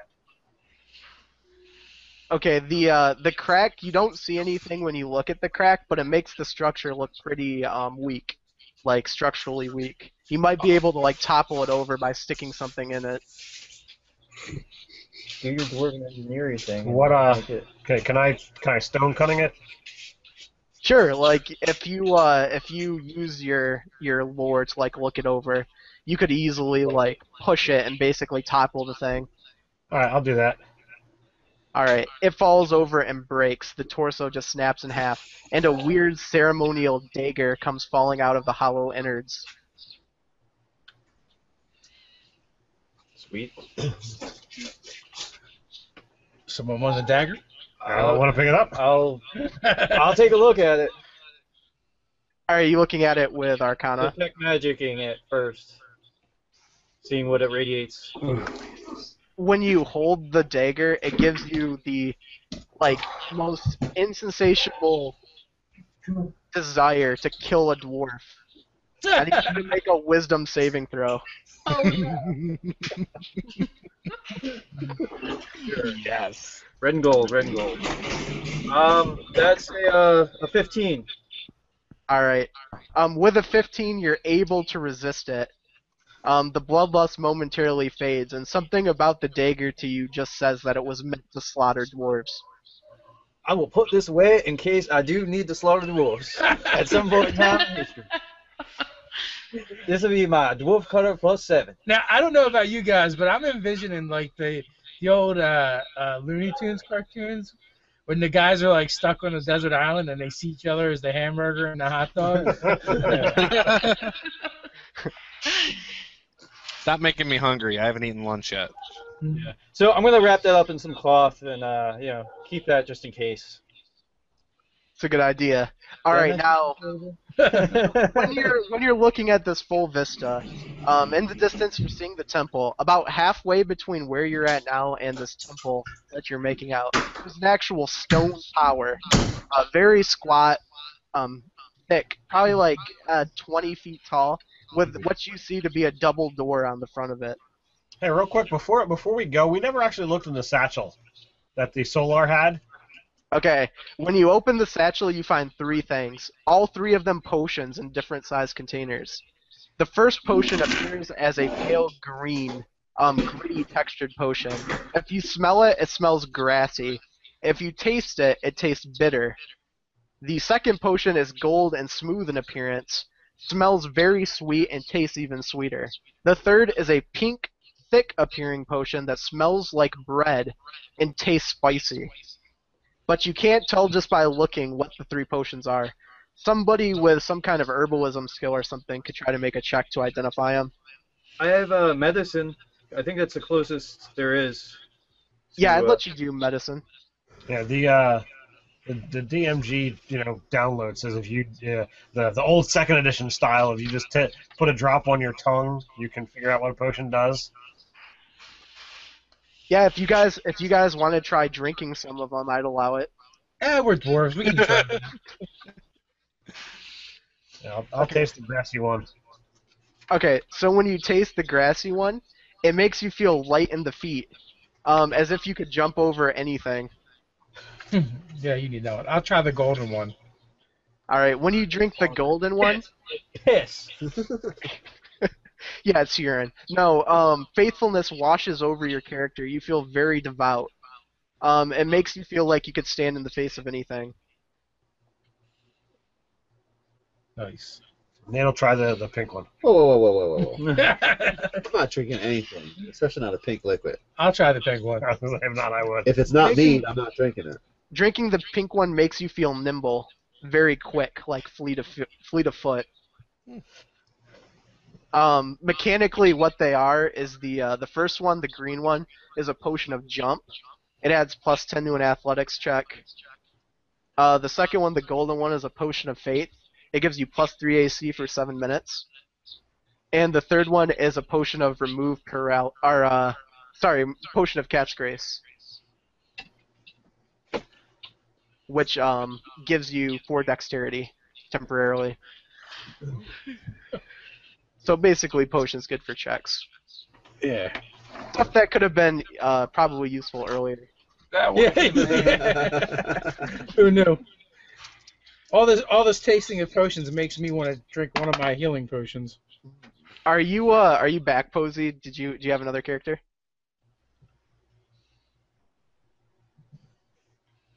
He's muted. Yeah, I have another character. All right, cool. Yeah, so you're there. Everybody's there.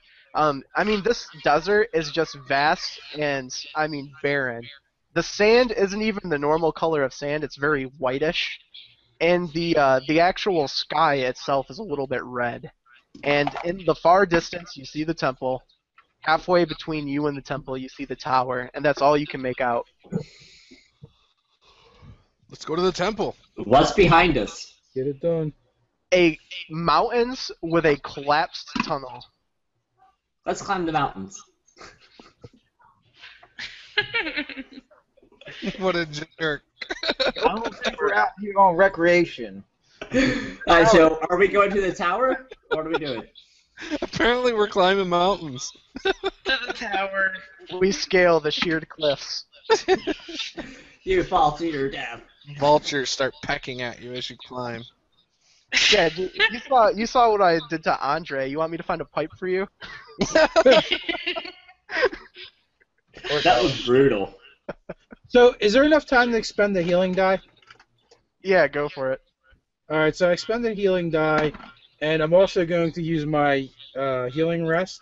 So anyone who wants to get 6 back can. Alright, so we're actually doing a short rest. Basically, yes. So full Basically. plus 6 is still full. Excellent. So, Woohoo! I get my points back. All right. So my human fighter is going to be wielding his longbow. I guess I'll get a spell back. Juice, what's your character's name? Mine is Brock Abs of Steel. Oh, classic. Mine's Musketon. I've used this guy before for something. I don't know what. It was for the famous Robert Ogre game where I got 6 crit failures. Was that it? No, it wasn't. No, it wasn't. That was the halfling. That was the Who halfling. used that guy? I don't know. I've only cast one first level because of the. I know this is originally a Pathfinder Society character. I ported over, so. I'll have to wait. Okay, everybody set? I think so. So my big buff fighter is marching forward. What are your guys' marching orders? Like you're leading it up, Juice? Oh yeah. I'm decidedly in the middle, where every good self-respecting caster would be. I'll be behind there. And if we get close to the temple, I'll switch over to my greatsword. I like the style. The tower is closer than the temple, right? It's about the halfway mark. Or whichever thing we're going up to. Yeah. So we're heading towards the tower. This place is quite lovely. I might set up my tower right there. Right over yonder. Yeah, so you guys have little incident making your way to the tower. Now, Dave does feel weird tremors in the sand, but nothing ever materializes. Sandworms, you know why I hate them. Now, the actual tower, when you get there, it's, like I described, about 20 feet tall. On the front, a large double door. There's no ornamentation, no markings or anything. Just a tower and a double door. I'll open it. I set the door on fire. I won't open it if it's on fire. Yeah. So wait, okay, which one of these things is happening? I'm assuming before I get there, he lit the doors on fire. Yeah, So so I'll kick the doors open if they're on fire. the door lights open. I mean, it lights on fire. Yeah, so I'm gonna kick it open then. Alright, as you walk up and kick the doors actually open, your foot hits them, but then the frame starts to collapse on you. I need you to roll a dex saving throw.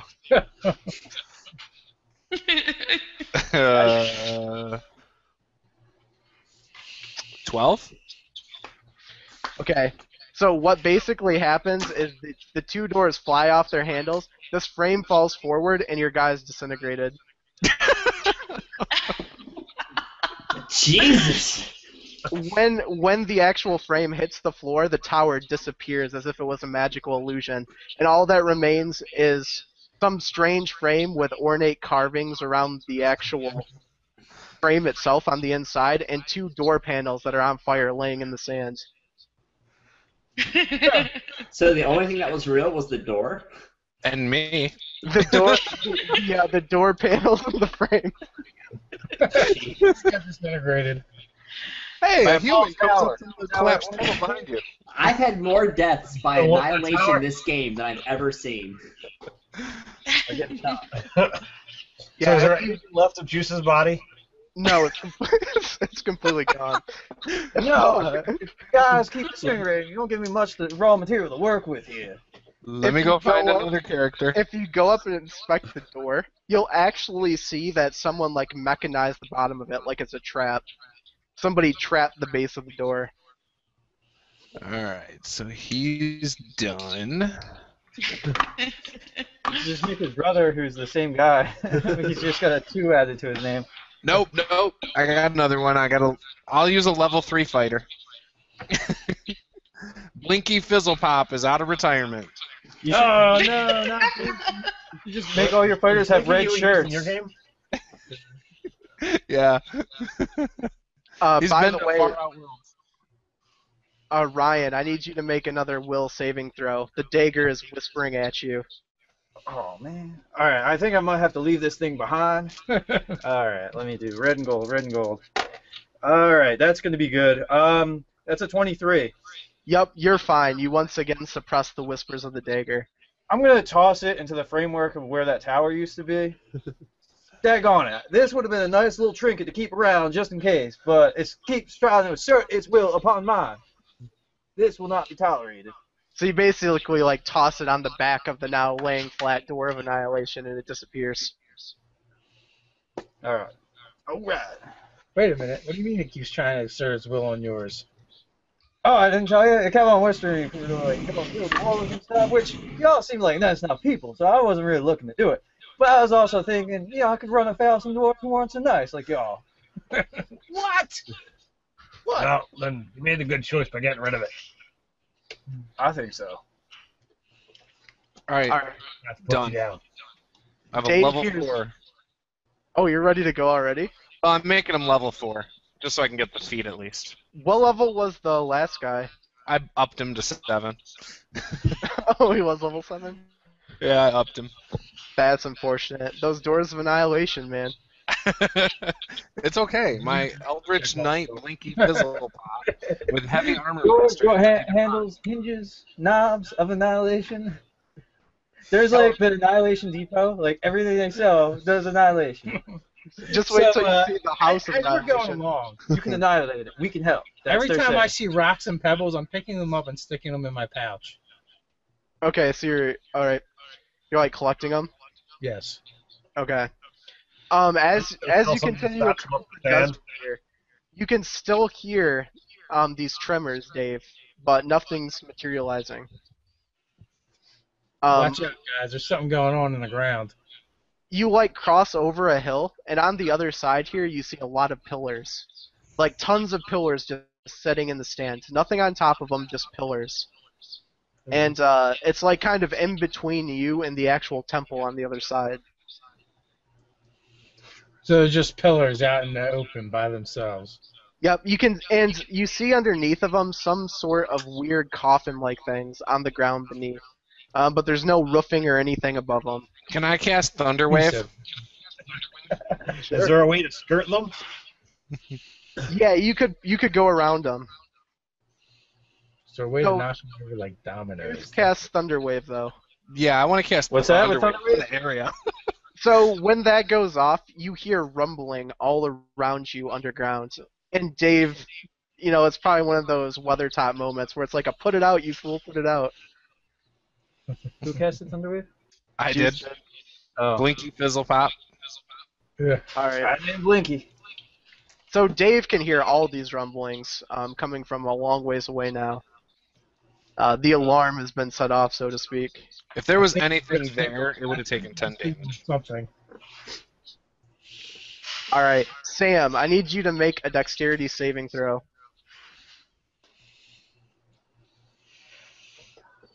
18. 18. Alright, you managed to do it. Right next to you on the ground, a huge worm pops out, arcing and jumping out of the ground, trying to swallow you with its maw. As it arcs and falls back in the sand on the other side. Okay. That's not something you see every day. Can I take No, spice boy. in the air? Huh, I think I've seen a movie like this. If you notice too, Juce still looking down at these pillared areas, he sees some of the coffin-like things start to move and the lids get tossed off of them. And strange figures are emerging from the actual coffin-looking devices, almost like mummies. Oh, snap. Oh shit. I'm going to get smoked. Alright, well, when he cast Thunderclap, did the pillar get knocked over? Some of the pillars did fall over. Alright, I'm gonna position myself on Wait. the stone. Yeah. So there's stone, so at least the worms can't do the just ingest us out of the ground. I do not want to be part of the circle of life.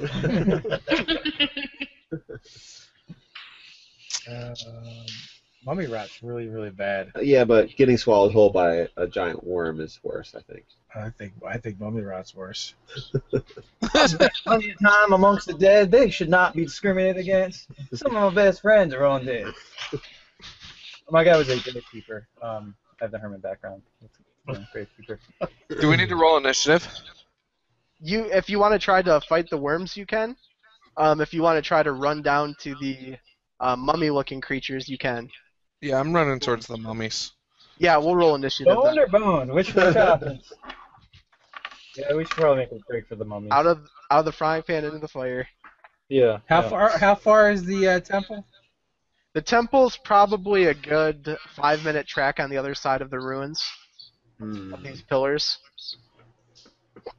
We're kind of being herded that way too, because the sand means the giant worms thing. So. Yeah. I could just straight out run. you don't have to outrun the worms, just the other dwarves. Dwarf, you're 25. I got a 40. So I guess we're gonna head for the high ground of the pillars that have been toppled. Okay. Yeah, when you get close, the zombie-looking creatures start to meander towards you, groaning and moaning, trying to come after you. So roll initiative on that. Well, it depends. Are you guys going to try to engage them, or? Oh, come on. I'll fight the mummies. You're going to fight the mummies? Yeah. I'll fight the mummies. Alright, bring it on. How many? There are... Let me make sure here. I think there are 8 of them. Oh, crap. Oh, shit.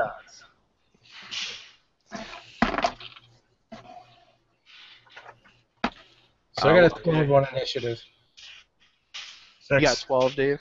Again. Yep. Ted got 6. Again. What did Ryan and Nate get? 15 for Nate, 8 for me. Okay.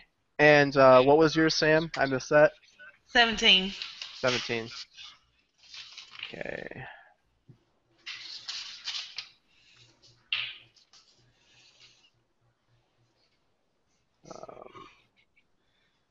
Can't read my own writing. Ted and Nate. Yeah, I have my inspiration back.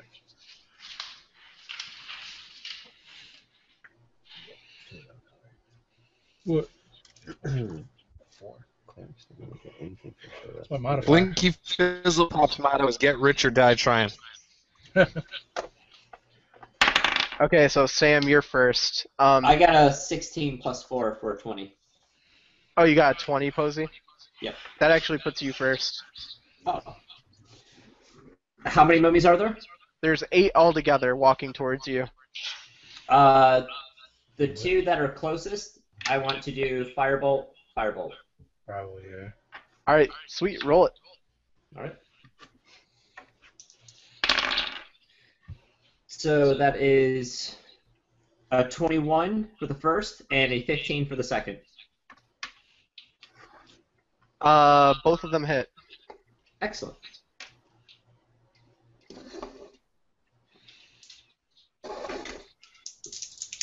And does it seem like they're covered in tatters, or what's their appearance? It looks like they're wrapped. Not any. Oh, so okay. Reanimate that? Like if it's So the first one takes 7, and the second one takes 10. So, Yeah, takes a minute. alright. And are they ignited, or is it just like a poof? They are ignited. Because then we have the chasm. That's true. Yep, they're on fire. Yeah, fire is good against Okay. planes. And then it goes to Sam. Okay, how many are close to me? There are about 3, I would say. There's 3 that are very close to you, probably within 15 feet. I'll move up to engage the first one, and I'm going to use my short sword. Awesome, roll attack. 15. Yep, that hits.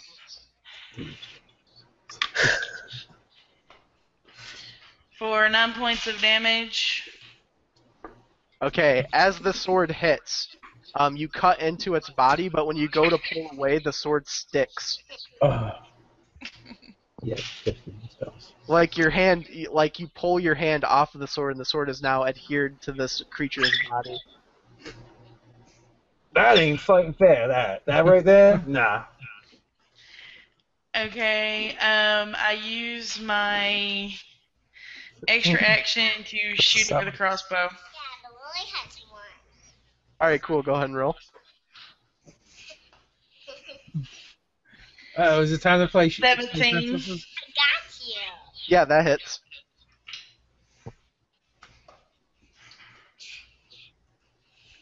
No, Dave, it's not. 13 points of damage. Okay, the bolt goes through its head, comes out the back, but sticks to the side. It doesn't exit the wound. Okay, I'm done. Alright. The first thing that's gonna happen is the closest creature is going to run at Sam and attempt to grapple her. Which is actually going to be a crit. Oh. So hits you for 11 damage, and your body sticks to the sticks to this mummy creature. You can't pull away from it. You're adhered to it. This can't be good. So I'm stuck to a mummy. Yup, it's stuck to you. Okay. All right, now the second adherer that was close to you jumps at you. The 16 AC hit. Yes. All right, the second adherer now sticks to you as well. It's turning into like a jumbled cluster of adherers that are stuck to you. The third adherer that was within your proximity jumps on you as well. Does 18? Well, 18 would hit as well. So now there are 3 mummies that are stuck to your body, basically like smothering you. They also do you an additional 15 points of damage. All you can hear is like the weird groaning sound as they've like created a zombie dog pile. 3 down, 5 to go. The other 2 of the other ones are going to go after Juce's character. Uh-oh. They are going to roll. Where's that barbarian when I need him? What's your AC, Juice? 16. Both of them hit, 1 crits. Or actually 18. I'm sorry, I forgot I have a shield. 18. Only 1 hits the crit. So you take 10 damage, the adherer jumps to you and sticks to your body. Awesome. It's like everything is just like cemented to it now except for your face. Like you can kind of wobble your arms, but it's like stuck nose to nose with you. Oh, perfect. I kiss it. Your lips get stuck to the face of the adherer. I was kidding. You said it would happen. I know, it's my fault. I can't change it. All right, the next one. It's going to go for Dave. 3 adherers are going to try to dogpile him. What's your AC, Dave? 21. All 3 miss. And actually, 2 of them end up adhering to each other. They're so lucky. I was so going to drop a fireball right at my feet. Yep. All right. So now it goes to Nate. Okay. The dog pile on Sam. I'm going to shoot a guiding bolt at them. Is there can I make a check for like vulnerabilities? I happen to be pretty well versed with the undead, being a necromancer and all. Yeah. They might not actually be undead. They came out like caskets. Ooh, did I do something? That's Dave getting a notification. Yeah. I don't know. I have an 18 religion or arcana to know stuff about stuff. With the arcana, you know that it's not actually undead. It's a creature that resembles the undead. But actually is not undead. It's a trick. They're a bunch of fakers. Yeah, What a bunch of like, mimics. yeah, it's like the way a predator makes itself look like the surroundings. This is a predator that has disguised itself as a mummy. Isn't that like mimetic? Yeah, are they mimics? They're probably mimics. No. Mimicking being mummies. Well, I'm gonna assume it's a zombie. I mean, a zombie whatever thing. I got an 18 to hit. 18. Yep, that hits. Okay, one of the ones that's on Sam takes 9 radiant damage. Okay. 36. Yep, it hits it. You see it buckle a bit, but as it buckles, Sam also buckles because she's stuck to it. Ugh. It doesn't do Sam damage, but when the body reels, she like twists with the zombie-looking creature's body. Do I help a party member out, or do I do damage? Well, because I could cast Grease on Sam, so they can't. Well, the whole area. It's a lubricant. I Yeah, mean, the like whole area. basically target her. So we get all of them. Yeah. So it might work. Yeah, try it. Might be interesting. It goes to you too, Dave. It's your turn. And if that doesn't work, then we'll Lit on fire. light it on fire. Yeah. Light on What are you doing, Dave? I think we want to light it on fire. So I'm going to move away from the 3 that just tried to dogpile on me. And what's the largest congregation of these suckers? It would be the 3 that just tried to jump you. They're divided right now 3-3-2. Or Sam. Or on Sam. Yeah. All right. Well, the ones that just tried to pile on me, I'm gonna bowl a fireball in there. All right. So that's what's your saving throw? What's your DC? 15. All 3 fail. All right. So they all fail. 10, 15, 18.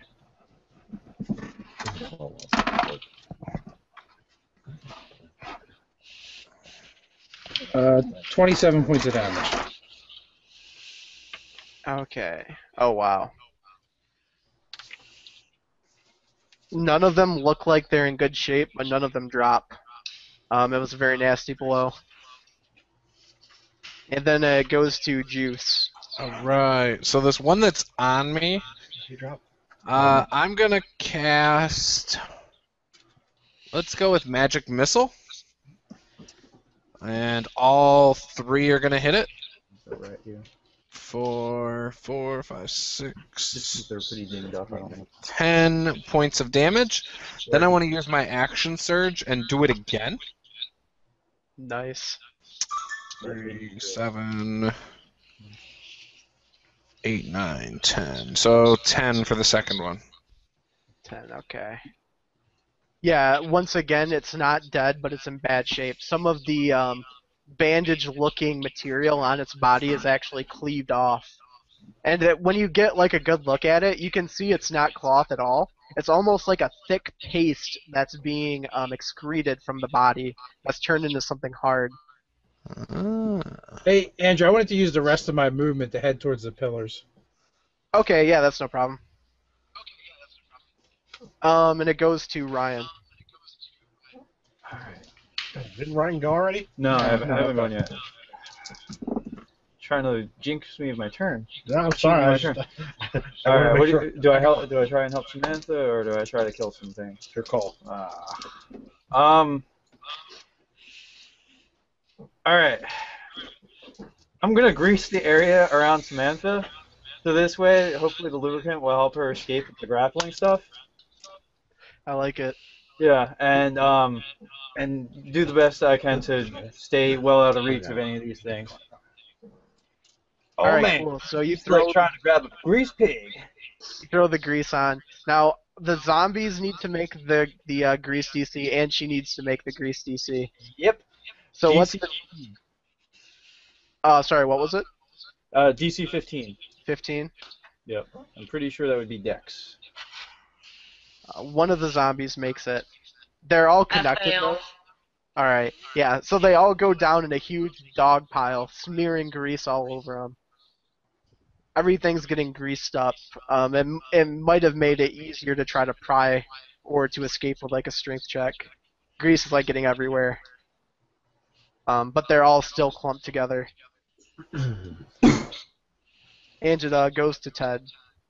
All right. Did we make it to where the pillar fell, or did this happen before we got there? Nope, you guys are there. There are some pillars down. Like, you can get on the pillars. When the pillar fell, was there any sizable chunks that I could pick up and throw? That you could throw. Yeah. If you wanted to like look around, you could find some. If you want to throw a chunk of pillar. Basically, I'm looking for some improv thrown weapons, because I've seen what happens when you touch these things, and I'm a melee guy, so. You can't bring any weapons? Yeah, you pick up a chunk that's sizable. You could throw it. So I'll grab 2. It's a 24 and a 12 to hit. Okay, so one of them strikes it.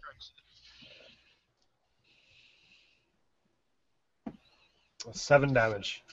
7 damage. All right, it actually crushes Probably one of the ones that's already been injured. Yeah, you kill it. You can describe it.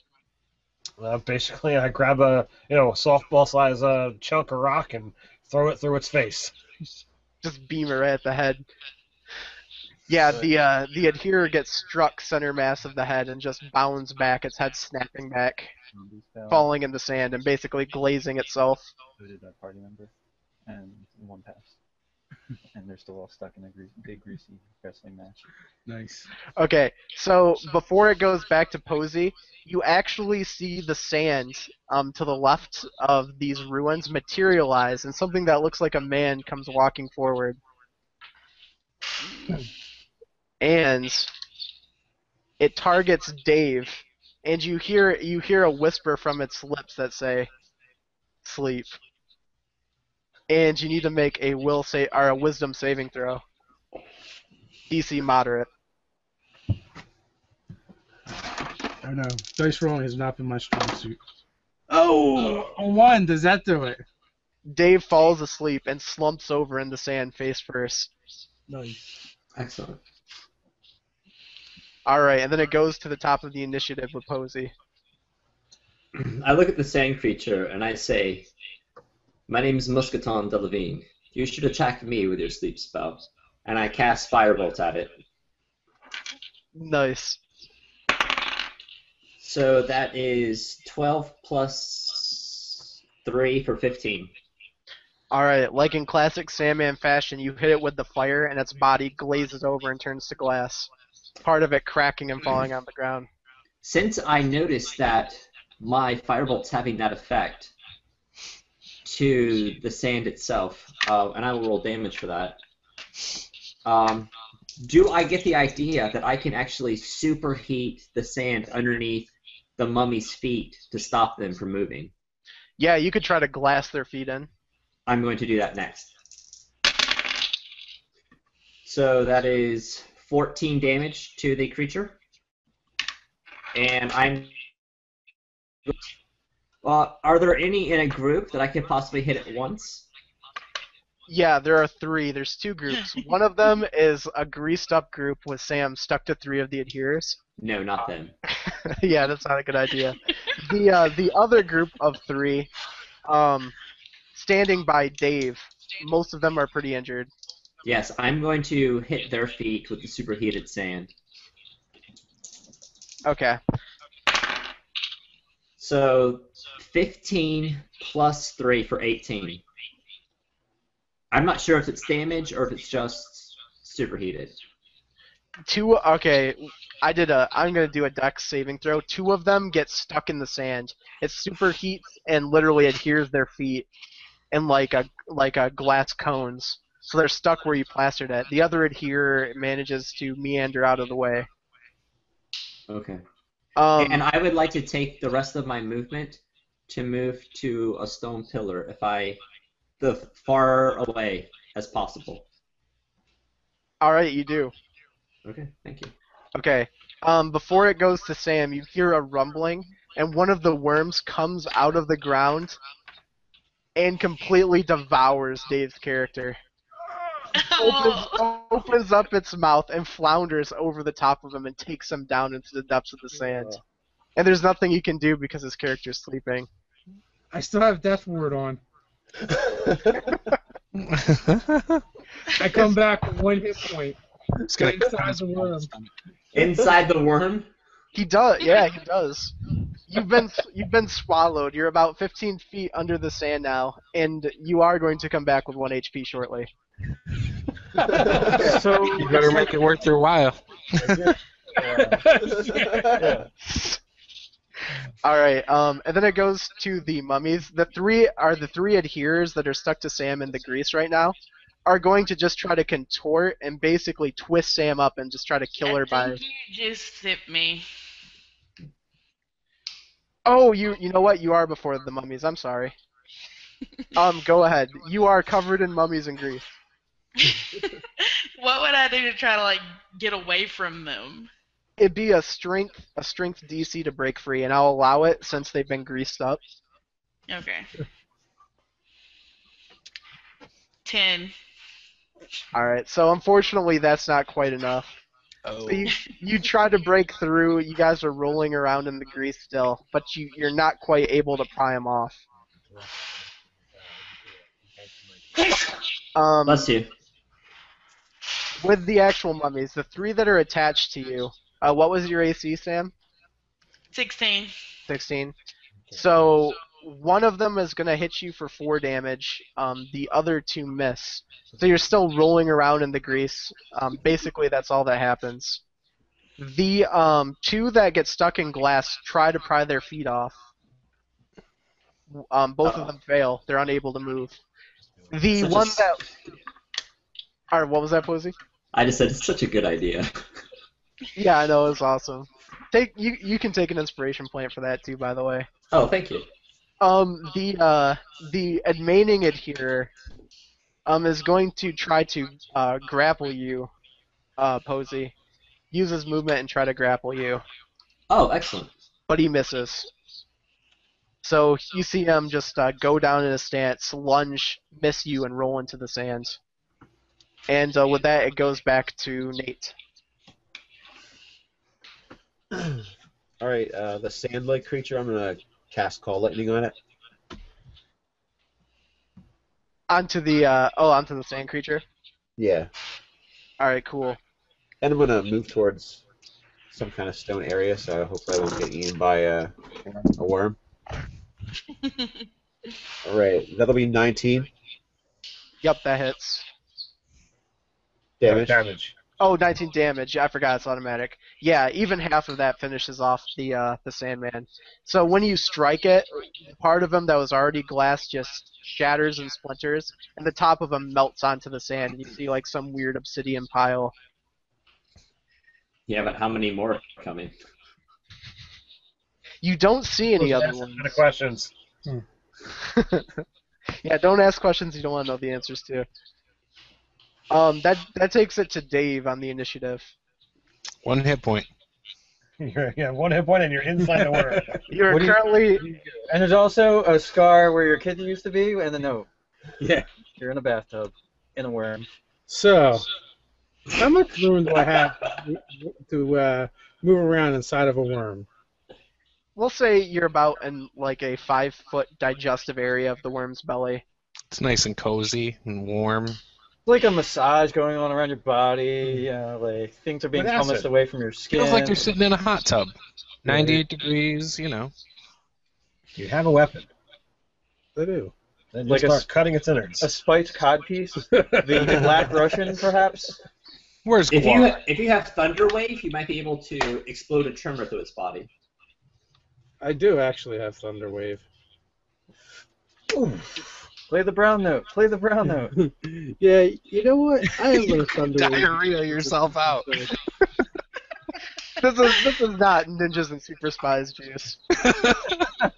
And I'm gonna upgrade that boy to a 2nd level spell. It might sound like a fart coming out of there. We're 15 points of damage. That's that Oh, thing. man. It rattles through the worm's body. You just can hear the vibrations, and parts of it blow out. And sand actually starts to seep in through the holes and fill the worm up. And the worm starts flailing around and just gets overtaken by the sand. And you all die smothered in a horrible underground grave. At least But you took out the worm! Well, now you can get that animate. Now you have something to animate. That's true. I could find that worm. And when you get Well, I was talking about me.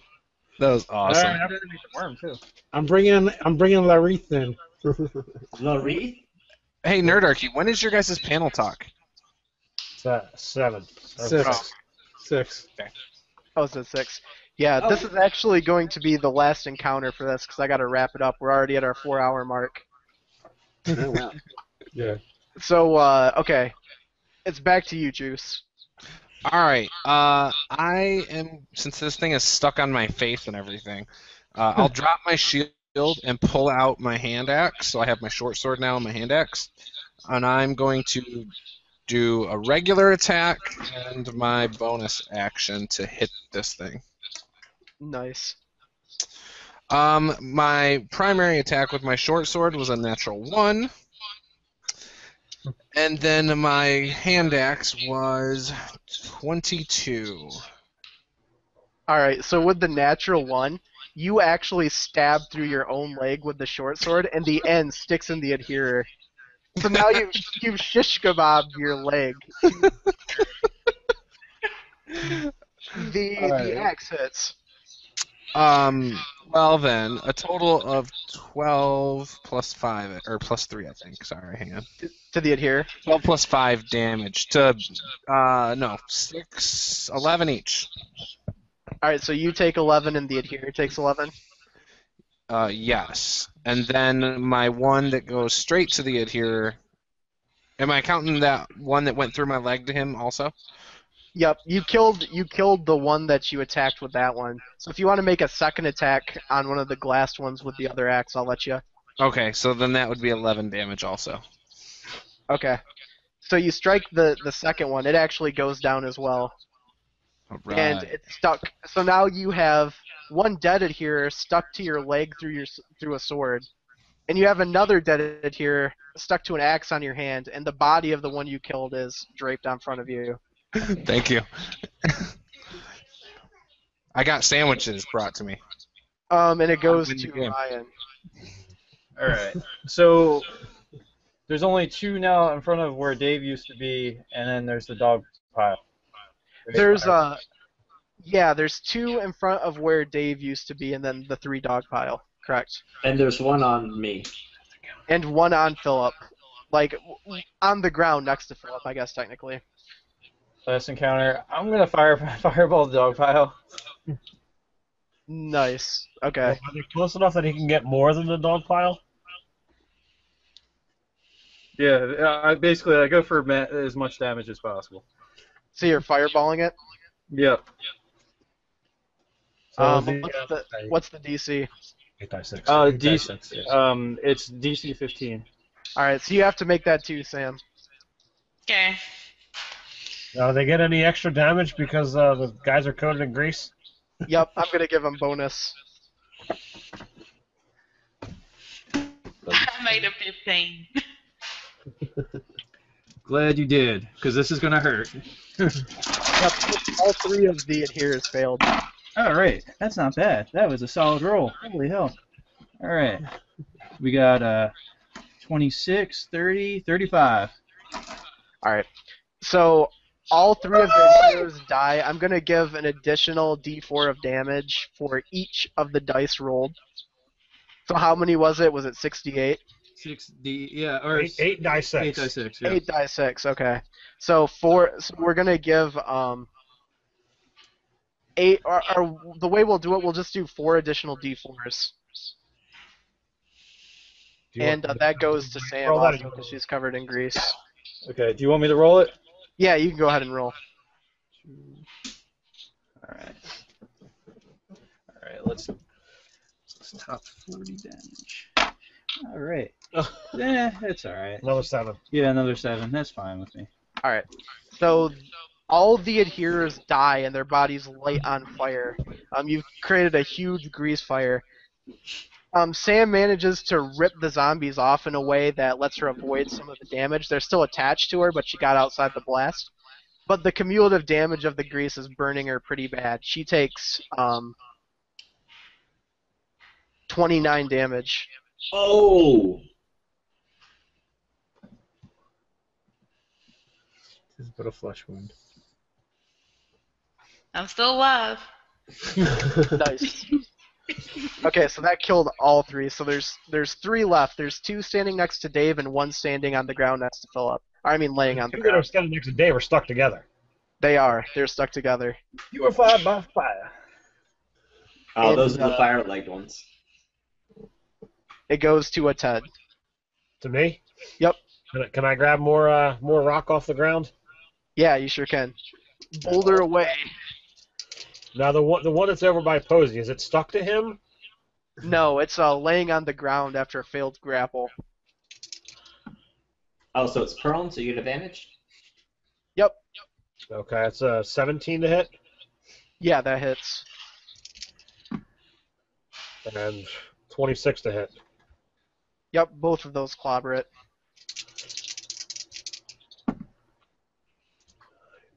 $13 damage. Alright. That doesn't kill it, but it's in really bad shape.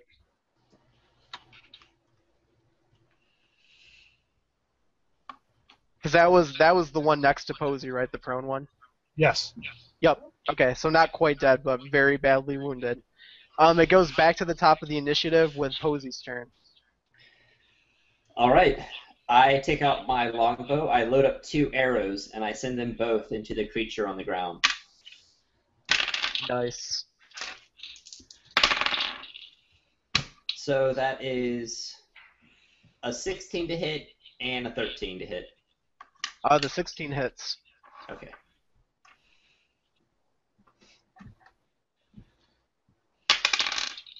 So that is 7 points of damage.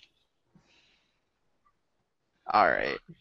That finishes it off, Plum. You can describe that if you want to talk about your execution. So, one arrow actually shoots off into the side, and the creature's eyes are diverted by that, and it looks away, never seeing the other one enter into the base of its skull. And as that happens, all this sand blows over on top of it, and it just becomes covered in sand, losing all of its properties to adhere anymore. Nice. Alright, it goes to Sam, who is now covered by burning zombie carcasses. The two that are stuck together, I guess I'll target them with the crossbow. Alright, nice. Yeah, go ahead and give me a roll. That'd be a 20, not natural. Yep, you hit.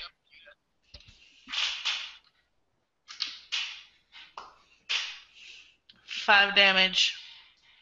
That kills it, and the one attached to it falls on the ground prone with it. I'll use an extra attack to shoot the one that's still alive. Alright, I'll give you advantage on it. Okay. I created the first one. Nice. Yep, so go ahead and roll 2 damage dice. Okay.